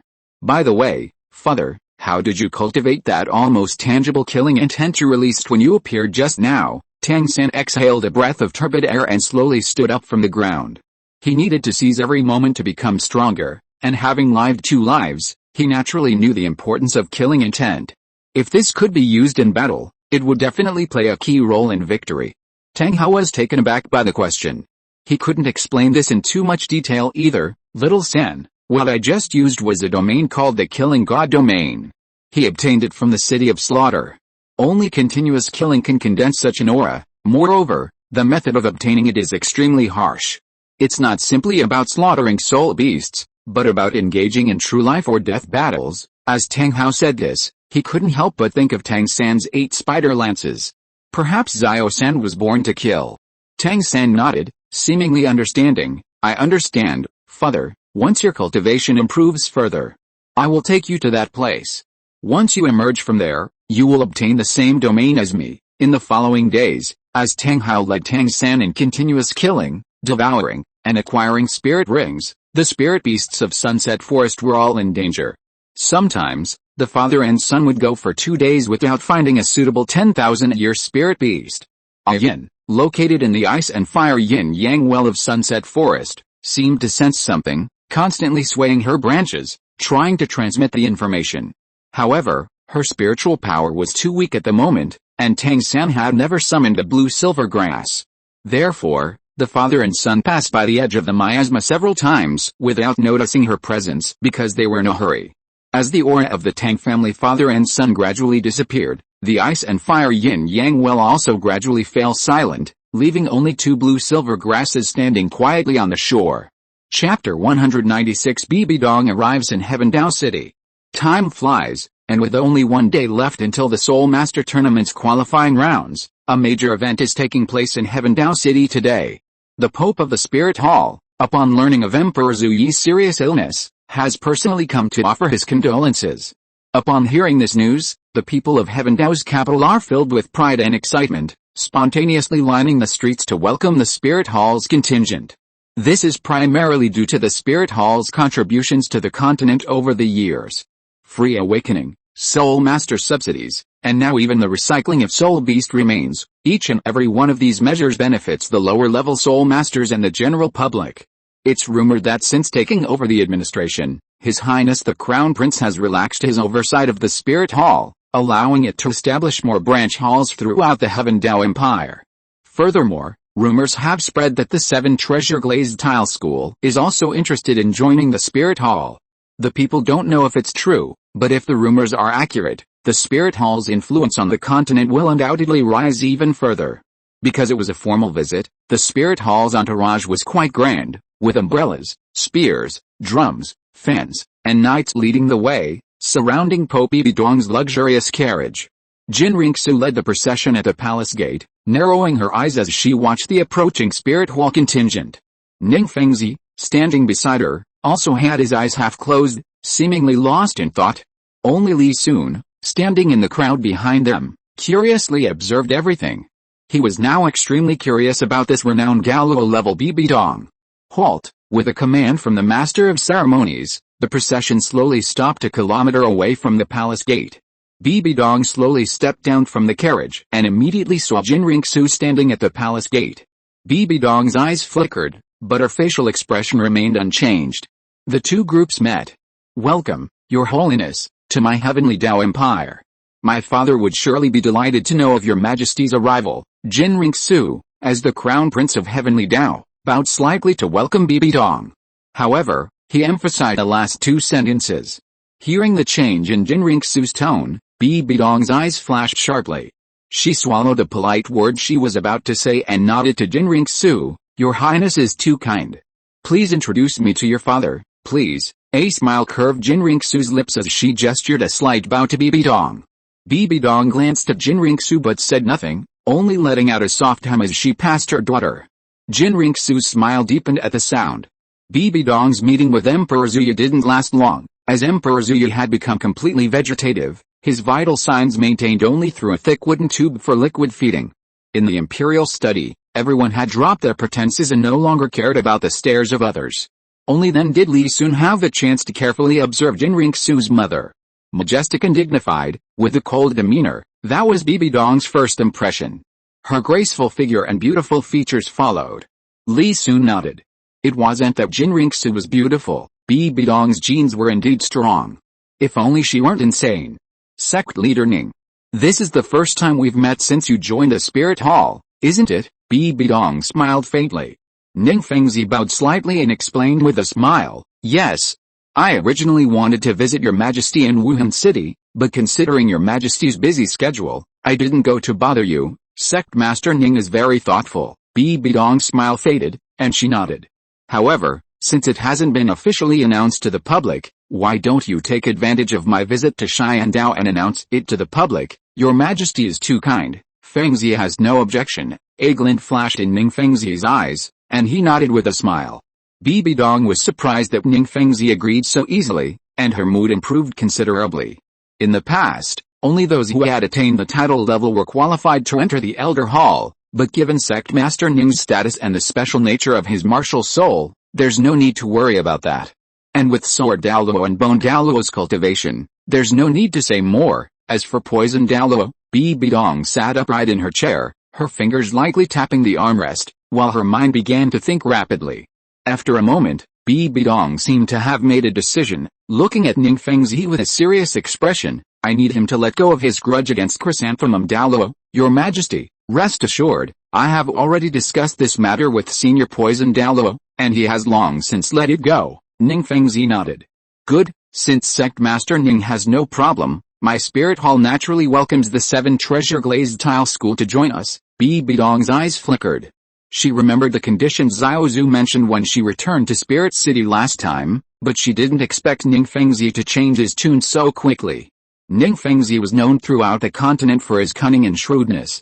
She wondered what he was thinking this time, agreeing to join the Spirit Hall so easily, even faster than the lower 4 sects.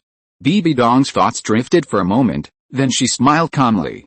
In fact, no matter what Ning Fengzi did, he couldn't cause any trouble in the face of absolute strength. Now that the 7 treasure glazed tile school could join the Spirit Hall, the benefits to the Spirit Hall would only be greater. Next, Ning Fengzi and Bibi Dong discussed trivial matters such as treatment. Li Sun, with his current strength, couldn't get a word in edgewise and could only listen listlessly. This must be Elder Ning's disciple, indeed a handsome young man. After discussing some details, Bibi Dong glanced at Li Sun standing behind Ning Fengzi. Your Majesty flatters me. Little Sun is still young and needs more training. Ning Fengzi smiled and turned to look at Li Sun. Greetings, Your Majesty. Seeing Ning Fengzi's instruction, Li Sun bowed to Bibi Dong, inwardly relieved. After several years of hard work, the 7 treasure glazed tile school had finally entered the next stage. Part of the promise he had made had finally come true. With nothing else to do, and considering that the mother and daughter's conversation was something they certainly didn't want outsiders to know, Ning Fengzi took Li Sun and left. Silence. Since Li Sun and Bibi Dong left, Qian Renxue and Bibi Dong had been locked in a stalemate, neither willing to speak first. The situation in the Heaven Dao Empire is now clear. You should ascend the throne as soon as possible to prepare for the Spirit Hall's next move. After a long silence, Bibi Dong sighed inwardly, but her expression remained largely unchanged. Did you come to Heaven Dao just to discuss this? Qian Renxue said expressionlessly. Bibi Dong's eyes narrowed, and her earlier sigh vanished completely. What? Can I even come to see you? How? If you really came to see me, that's fine, but I'm afraid you've come to see someone else, haven't you? If she hadn't known some things, she might have been somewhat moved by now. Qian Renxue sneered. What do you mean by that? Bibi Dong frowned, her tone slightly sharp as she asked. If you are listening to this novel on a channel other than Fanfic World, it means it was downloaded and re-uploaded without effort. We warmly invite you to visit our channel, Fanfic World. There you will find the original version of this story and many other novels of various genres. We look forward to seeing you dive into a world of incredible novels.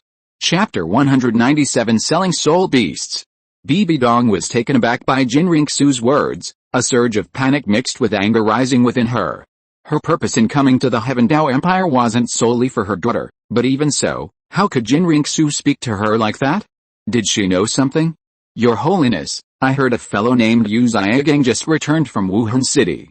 It's quite a coincidence that you and he are together, Qian Renxue said, her eyes icy and her lips curling into a sarcastic smile. Qian Renxue, upon hearing this, Bibi Dong abruptly straightened up, unleashing a powerful aura that instantly shattered the surrounding tables and chairs. Qian Renxue was also affected by this aura. Seeing she couldn't dodge in time, she quickly raised her hands to shield herself from the impending impact. Boom! The powerful aura emanating from Bibi Dong was far beyond Qian Renxue's current ability to withstand. She was instantly blasted backward, crashing through tables and chairs before coming to a stop. Are you angry because you're embarrassed? Qian Renxue stood up, wiped the blood from the corner of her mouth with her sleeve, and then looked at Bibi Dong with a cold smile. Qian Renxue, you are insulting me. Who said something to you? Bibi Dong's eyes flickered when she saw the blood stain at the corner of Qian Renxue's mouth, and her tone softened a bit. Do I need anyone else to tell me? Where did Yu Xiaogang get the papal decree? Who ordered him to be released from prison by the Spirit Hall? And who paid for it? Qian Renxue scoffed. They say if you don't want people to know, don't do it in the first place. You're not even willing to cover it up. Are you afraid of what others will say? I did know you Xiaogang when we were young, but it wasn't what you think. Bibi Dong closed her eyes and took a deep breath. And I didn't give him the papal decree. Then what about the money? Why didn't he pay it back? I heard he's the son of the current sect leader of the Blue Lightning Tyrant clan. Surely he can pay back 10 million gold soul coins? And Chrysanthemum Douluo asked him to provide the blueprints for hidden weapons multiple times, but nothing came of that. Hearing Bibi Dong's weak explanation, Qian Renxue shook her head with a cold laugh. And what did he want to do in Spirit City this time? You're spying on him. Bibi Dong stared sharply at Qian Renxue, her hands clenching tightly inside her wide sleeves. Qian Renxue, I can tell you very clearly, I have nothing to do with him. Since you have nothing to do with each other, then I'll just send someone to kill him. Anyway, he can't pay back the money, so let him pay with his life. Upon hearing this, Qian Renxue thought for a moment, a playful look on her face. You dare? Bibi Dong's face turned icy. With a flick of her sleeve, a powerful aura erupted again, blowing Qian Renxue back several meters. Qian Renxue, have I been too lenient with you? Making you so ungrateful? I was indeed a bit ungrateful, even trying to kill your former lover. Qian Renxue suddenly burst into laughter, but tears welled in her eyes. Bibi Dong, since you care so much about him, then please don't make excuses anymore. You can take him away now. Let me tell you, this is my Heaven Dao Empire, not your spirit hall. Bibi Dong was furious. Just as she was about to attack again, she noticed Qian Renxue walking away with her head down. After thinking for a moment, she withdrew her hand, looked at it, and then sighed heavily. Besides the Heaven Dao Grand Arena, the busiest place in Heaven Dao City was probably the Soul Beast Recycling Center run by Zunayang Tower. A long queue had already formed in front of the recycling area, with everyone waiting for the staff to appraise their spirit beasts. Tang-san was at the back, watching the queue without any rush, slowly following along. There was still a day before the promotion tournament started, and he had only just returned from Sunset Forest that day. Thinking he had a day to spare and nothing urgent, he decided to sell his spirit ring acquisitions for some gold spirit coins. He had heard that Zunayang Tower was jointly founded by the Spirit Hall and the 7 Treasure Glazed Tile School, with the aim of providing subsidies to commoner spirit masters. Looking at the beaming faces of the spirit masters ahead of him after successful transactions, Tang-san sneered inwardly. It was nothing more than a hypocritical tactic to win people over. Because it had been open for many years and had established a unified price, the purchase of spirit beasts proceeded quickly, and it wasn't long before it was Tang-san's turn. Hello sir, is this your first time here, or do you already have a record? If it's your first time, please register, the receptionist asked Tang-san warmly. How do I register? Tang-san asked, puzzled. It seems this is your first time. Please tell me your name, soul power, and martial soul. The receptionist smiled and picked up a booklet. Tang-san was taken aback, then frowned. He hadn't expected selling a soul beast to require such detailed registration. Sir, please rest assured, your information is completely confidential and will not be leaked. It's best not to lie about your name, as we will verify it. Seeing Tang-san's hesitation, the receptionist smiled and said, moreover, to date, over 10,000 soul masters have registered, and our Zunayang Tower has never had a situation detrimental to this seller. Hearing detrimental to this seller, Tang-san chuckled, and then blue silver grass appeared in his hand. It's a 10,000-year 4th soul ring. I remember now, you're a member of the Shrek Academy team. Seeing Tang-san's soul ring configuration, the receptionist covered her mouth and exclaimed, I've watched your team's matches. I never expected to see you here. Tang-san smiled and nodded at her surprised expression, while also puffing out his chest. Then, amidst the receptionist's gasps of surprise, the soul beasts hunted in Sunset Forest were brought out. Among them were 4 10,000-year soul beasts, 8,000-year soul beasts, and 1,000-year soul beasts. Of course, this was only half of his haul, as he had heard that Zunayang Tower had restrictions on the number of soul beasts it accepted. Seeing so many soul beast corpses, including 4 10,000-year soul beasts, the receptionist gasped again and quickly called for staff to mark the soul beasts.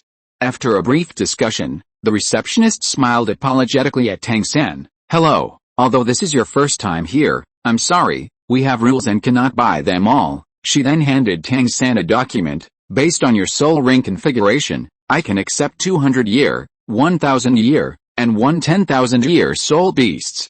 The rest, I can only apologize for, and considering this is your first time learning about this, we won't blacklist you. But I must remind you that you cannot sell soul beasts before level 50, Tang-san was taken aback. He'd heard that Zunayang Tower had restrictions, which was why he'd only offered half for sale, but he hadn't expected them to limit the quantity based on the number of spirit rings. What's this blacklist you're talking about? Chapter 198 Blacklist. Seeing Tang-san's confusion, the receptionist smiled and explained, this blacklist was originally established jointly by the Spirit Hall and the 7 Treasure Glazed Tile School for Zunayang Tower. Its purpose was to prevent powerful spirit masters from indiscriminately killing spirit beasts for money, which would drastically reduce the number of spirit beasts. However, after several evolutions, it has now become a rule. Any spirit master on the blacklist will not only be refused service by the 7 Treasure Glazed Tile School's businesses, but their stipends from the Spirit Hall will also be suspended. Currently, this only applies within the Heaven Dao Empire. But don't think it's a big deal. I heard that the Heaven Dao Empire will soon be involved in further restricting blacklisted spirit masters, saying that not only will basic social services be restricted, but those with serious offenses will also face imprisonment. Of course, you don't need to worry too much. This world is ultimately dominated by humans, and this blacklist can be eliminated. However, I don't know the specific details. I only know that one of them is a labor dispatch task, a rule jointly established by the 3 parties, Tang-san muttered to himself after listening. He hadn't expected that the cooperation between the Spirit Hall and the 7 Treasure Glazed Tile School would reach this point in just a few years, and now with the addition of the Body Heaven Dao Empire, this was truly bad news for him and his father. No, he had to find out the real grudge between the Clear Sky sect and the Spirit Hall. Over the years, people around him had mentioned this matter more than once, but when it came to the specific reasons, they hesitated, only saying that his cultivation was still too low and it wasn't the right time yet. Even his mother's information was only revealed to him by his father after seeing his growth. But now the situation was becoming increasingly dire. He needed to gather all the information to deal with the upcoming changes. Sir, are you listening? The receptionist, seeing Tang-san standing there in a daze, cautiously reminded him. I understand. I won't indiscriminately kill spirit beasts anymore, Tang-san replied, nodding to the receptionist. That's good, the receptionist smiled, then pointed to the remaining soul beasts on the ground. We won't confiscate these, you can take them back as food. Tang-san nodded, then collected the remaining soul beasts and walked out of the recycling area. Looks like the rest will have to go to the black market. Tang-san glanced at the location, then headed towards the place where he had previously hired a soul hunting team. But before he had gone far, Tang-san sensed someone following him. So that's why they let me take the remaining soul beasts. They were waiting for me here, Tang-san sneered, then used ghost shadow perplexing steps to disappear in an instant. The target has been detected. His swift escape suggests he has access to special sales channels. The soul beasts have been marked. I'll list the remaining soul beasts in his possession as key monitoring targets in a moment. Shrek Academy, Heaven Dao City. It was noon, and the students were queuing in the cafeteria waiting for lunch. Does anyone know what we're having today? A student asked curiously. What else could it be? Cabbage, potatoes, and radishes, someone wailed. Damn it, where did all my tuition go? Is this what I get to eat every day? I heard that Master Xiaogang was arrested recently, and the dean paid to bail him out, a student said quietly, looking around. What kind of bullshit master is he? He doesn't teach me cultivation and uses my tuition money. Bah, a male student immediately protested, not caring where he was, and yelled. This startled the people around him, who quickly moved away. Brother, don't drag us into your madness. With a dean's relationship with a master, he'll probably expel you. Although the male student was also afraid, he couldn't back down now with so many students watching, so he continued, expel me if you want, but you have to give me my tuition back. You want your tuition back? If you don't want to study here, you can get out now. Just as the students were admiring the male student's courage, Ma Hongjin, Yu Feng, and Tai Long walked over from behind. Why won't you refund my tuition? Did I come here to eat cabbage and radishes? The male student trembled at the sight of Ma Hongjin, looking around to find someone to help him, but found that his classmates acted as if they didn't recognize him. If you want something better to eat, you can buy it yourself.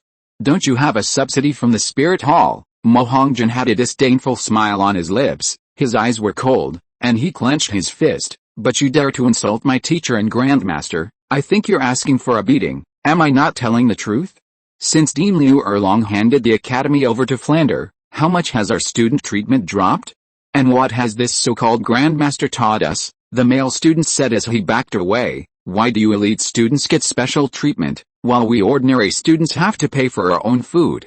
If our families could afford it, would I still be in this garbage academy? It's not that the grandmaster didn't teach you anything, but with your talent, you're not qualified for the grandmaster to teach you. Mo Hongjin sneered, then suddenly launched a flying kick at the male student. The male student was shocked and quickly bent his arms to defend, but the difference in strength was too great. Ma Hongjin kicked him 6 or 7 meters away with just one kick. You think you can get a master to teach you with this kind of strength? Consider this a lesson. Now you can get lost. Seeing the male student's disheveled appearance, Ma Hongjin shook his neck and laughed loudly. Yu Feng and Tai Long exchanged a glance upon hearing this and then laughed as well. After this incident, the students present became much more obedient, all lowering their heads and trying not to meet Ma Hongjin's gaze. Since his injury in the preliminaries, Ma Hongjin's brutality had become well known in Shrek Academy. He would challenge any students who slightly offended him to a duel, regardless of whether the other party accepted or not. How could the ordinary students in these academies be a match for Ma Hongjin? After several people were injured at his hands, everyone would avoid Ma Hongjin whenever they saw him. This male student was unlucky. Elite students like Ma Hongjin usually wouldn't eat in the cafeteria, but today, after grumbling for a bit, he'd been caught red-handed. Ma Hongjin glanced at the cautious students around him with a half-smile, feeling inexplicably pleased.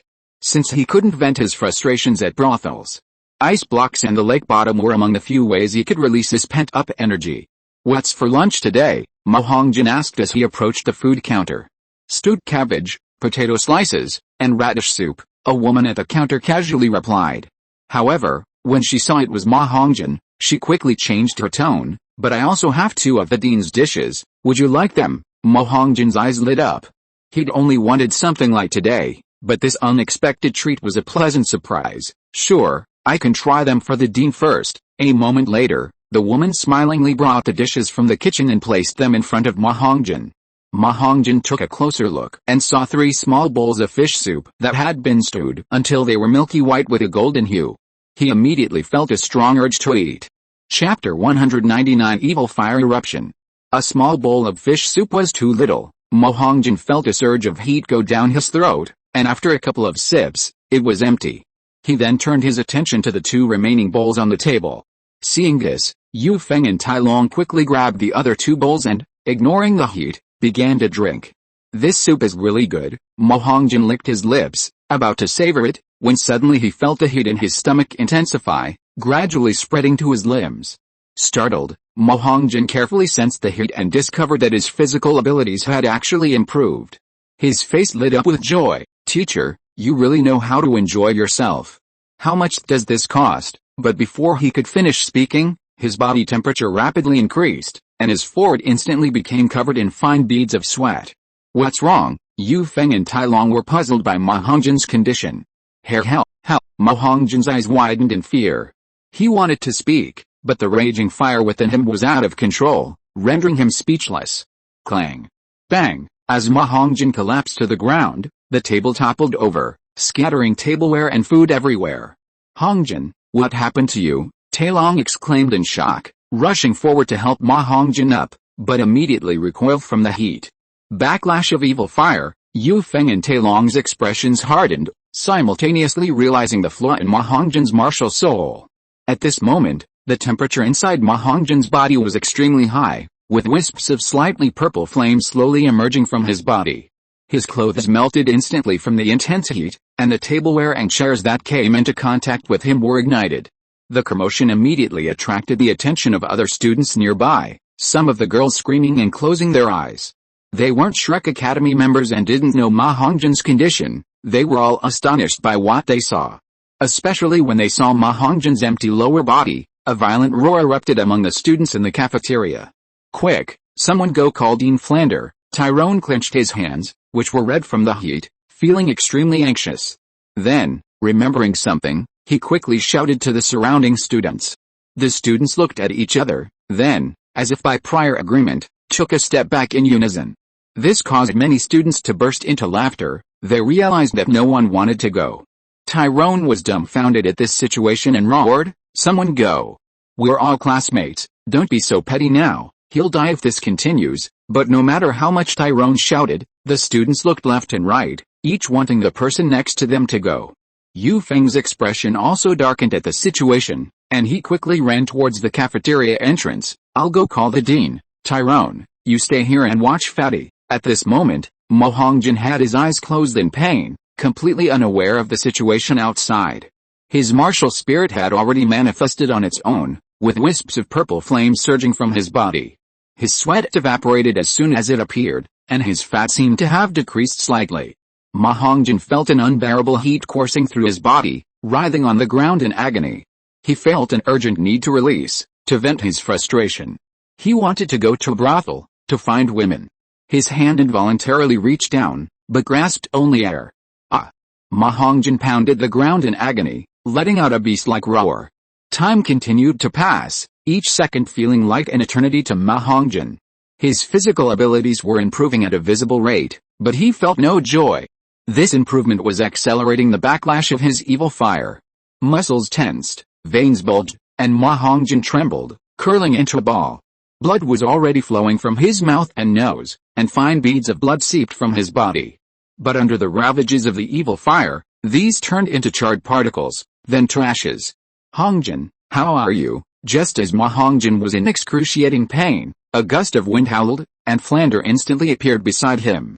In a daze, Ma Hongjin heard shouts, opened his mouth, and was about to say something when he spat out a mouthful of blood. Many of his blood vessels had swollen to their limit and burst instantly, but before the blood could even reach the ground, it was charred black by his evil fire. Flander shuddered at the sight, his back instantly soaked with cold sweat. He wondered if Ma Hongjin's recent lack of outlet for his anger had caused such a powerful outburst of evil fire. Without daring to delay, Flander enveloped his hand with his soul power, lifted Ma Hongjin, and instantly flew towards the small lake at Shrek Academy. At this moment, purple evil fire had already covered Ma Hongjin's entire body. Even with Flander's cultivation level and the barrier of his soul power, he almost lost his grip from the heat. Unlike the others at Shrek, Ma Hongjin was his true disciple, someone he had raised and watched grow up since he was very young. The bond between them was undeniable. Enduring the burning sensation, Flander quickly reached the lake and tossed Ma Hongjin into its center. Then, still feeling uneasy, he ran to the warehouse and grabbed some stored ice, throwing it in as well. Only after doing this did Flander feel slightly relieved, his legs giving way, and he slumped onto the shore. By this time, many students had caught up, staring in astonishment at the churning water, but none dared speak, only peering into the lake. Flander stared intently at the water. Although this wasn't the first time he'd watched over Ma Hongjin like this, he had never felt his back and palms sweat so much. Gradually, as the churning water subsided, Flander's tense heart began to relax. At this moment, Xiaogang and the rest of the Shrek 8 also arrived, relieved to see the situation had calmed down. "Boss Flander, Hongjin should be alright now, right? Why hasn't he come out yet?" Xiaogang asked expressionlessly, watching the calming water. "This time is different from before. Hongjin's backlash from the evil fire is severe, and it may not be completely suppressed yet." Flander shook his head. Another minute passed, and the surface of the water was completely clear, leaving only ripples from the gentle breeze. "Dean, Fatty hasn't come up yet. Could something have happened?" Daimube frowned. He had spent the most time with Ma Hongjin and had witnessed a backlash from the evil fire more than once or twice, but he had never seen Fatty need to stay at the bottom of the lake for so long without coming up for air. Daimube's words startled Flander. He had forgotten that even if he needed to suppress the evil fire, he should still let Ma Hongjin come up for air. Without hesitation, Flander swooped into the lake and reached Ma Hongjin's side in less than 10 seconds. But Ma Hongjin was completely blackened, looking like charcoal, which almost startled Flander. He didn't care about anything else at the moment and quickly grabbed Ma Hongjin's body, leaping out of the water. "What? Impossible, Fatty!" Exclamations rang out from the shore. The Shrek members stared in disbelief at Ma Hongjin's dark, withered body. Ma Hongjin was completely devoid of any life force. Chapter 200 The Death of Ma Hongjin. Ma Hongjin is dead. Tai Long, Daimube, and the rest of the Shrek Academy members were utterly shocked. Xiaogang was also struggling to accept it. He looked at Flander, who seemed completely distraught, but didn't know how to comfort him. Silence. At the small lakeside of Shrek Academy, only a gentle breeze rustled through the air, even birds dared not linger. The ordinary students who had initially been watching the commotion gradually retreated after realizing the gravity of the situation. Tai Long, Yu Feng, you two were with Ma Hongjin the whole time. Did you notice anything unusual? After an unknown amount of time, Flander's eyes finally regained their focus. He took off his coat and carefully covered Ma Hongjin's withered, charred body. Nothing unusual. Tyrone rubbed his red eyes, his voice muffled. We finished our training as usual and were about to have lunch together when Hongjin wanted something light, so we went to the cafeteria, and then this happened. Impossible. I know Hongjin's evil fire erupted. With his current soul power, it shouldn't be fatal. Flander's eyes were bloodshot, his voice hoarse. His limit should be around level 50. Something must have happened to cause his evil fire to detonate prematurely, but nothing really happened. Tyrone's heart jumped when Flander didn't believe him, and his tone became anxious. Tyrone, don't worry. Boss Flander doesn't doubt you. Think carefully, did something happen in the cafeteria that triggered Ma Hongjin's evil fire? Xiaogang patted Tyrone's shoulder, gently reassuring him. Reassured, Tyrone's anxiety gradually subsided. He rubbed his head and carefully recalled what had happened. We first taught those who insulted the dean a lesson, then we started eating. We also drank some soup prepared for the dean, that's all. The three of us were together the whole time, not just ordinary students, but Yu Feng can also testify. Yu Feng thought for a moment, making sure nothing was missing. Dean, Tyrone said it's true. Listening to the two recount the events, Xiaogang carefully deduced the events in his mind, and soon frowned. You said Ma Hongjin's evil fire erupted after drinking the soup. Yes, what's wrong, master? Tyrone and Yu Feng nodded, then suddenly realized, you mean the soup was poisoned? But we both drank it, that's a possibility. Xiaogang's face was solemn, and he said in a deep voice, Yu Feng, you two go to the cafeteria immediately and control all the staff inside. Zhao Wuji, you and Li Yusong and the others seal off Shrek Academy, allowing only entry and no exit. Master, so much time has passed. If the person who poisoned Ma Hongjin really did, they should have escaped by now, right? Zhao Wuji's expression was somewhat grim. Xiaogang, with his hands behind his back, looked up at the sky and said in a deep voice, even if the person who poisoned Ma Hongjin escaped, there are bound to be accomplices still remaining in the academy. What we need to do now is to see who has disappeared and then get information about them through acquaintances. Alright, I'll get on it right now. Zhao Wuji clenched his fist, a cold glint flashing in his eyes, and a cruel smile appeared on his lips. Don't let anyone with even the slightest connection get away. I'll interrogate them personally later. Flander sighed expressionlessly, then picked Ma Hongjin up from the ground and walked towards the dormitory. Tang-san returned just in time to find Shrek Academy under martial law. Seeing Zhao Wuji and the others looking like they were facing a major crisis, he quickly stepped forward to ask what had happened. After learning the situation, Tang-san was shocked and, ignoring the surprised looks of those around him, hurriedly ran towards the dormitory. Third brother, you're back. Xiao Wu's eyes lit up when she saw Tang-san, and she rushed out of Flander's room to greet him. How is things now? Seeing Xiao Wu, Tang-san's anxiety eased considerably, and he gently stroked her ponytail. The staff at the academy's cafeteria have been apprehended, but no one is missing. They can't answer any questions, and the teachers are investigating what kind of toxin Ma Hongjin was poisoned with, but they haven't found a clue yet. Sensing Tang-san's affection, Xiao Wu suppressed her sadness and smiled, slowly recounting the subsequent events. Tang-san nodded, then pulled Xiao Wu into the room. The room was eerily quiet, everyone sitting in their places with gloomy expressions, lost in thought. Seeing Ma Hongjin's body placed on the table, Tang-san's heart sank, and a hint of sadness appeared in his eyes. He had lived with the Shrek Seven Devils for a long time, and their bond, while not necessarily strong, was certainly far stronger than that of ordinary classmates. Now, with Yu Shai and Heng's mysterious disappearance and Ma Hongjin's sudden death, it was impossible for him not to feel a pang of emotion. But having lived two lives, his mental fortitude far surpassed that of the average person, and he quickly suppressed these emotions. You're back. Xiaogang heard footsteps, looked up at Tang-san, and sighed inwardly. After everything they'd been through, a rift had indeed formed between him and his disciple. Tang San glanced at Yu Xiaogang indifferently, nodded, and then walked to Flanders' side. Dean, I can determine if Hongjin was poisoned, but it might be somewhat offensive to his remains. Flander looked at Tang San expressionlessly. He still trusted his student's abilities, but he also understood why the other man had said it was offensive. After a brief silence, he gritted his teeth as if making a decision. Go ahead and test him. Knowing the cause of Hongjin's death is the most important thing now, Tang San nodded, his hand flicking at his belt, a sharp dagger appearing in his hand, which he then used to slash at Ma Hongjin's charred abdomen. Ma Hongjin was charred black inside and out by the evil fire, his body completely dried up, resembling a withered old tree. However, even this was no obstacle for Tang San, a soul master. With the aid of his soul power, he easily sliced open the bark-like skin and began to examine it carefully. After a moment, Tang San frowned, looking up with a puzzled expression. I haven't found any signs of poisoning in Hongjin. Could it just be a simple outbreak of evil fire? Tang San's words relieved some people, but sank others. Everyone knew Tang San's methods of using poison. If he said there was no poisoning, then the problem couldn't be that. If Ma Hongjin truly had an outbreak of evil fire, then this matter should end here, preventing innocent people from being implicated, especially since Flander had just suggested implementing collective punishment. But if it wasn't intentional, then Ma Hongjin's death would have been in vain.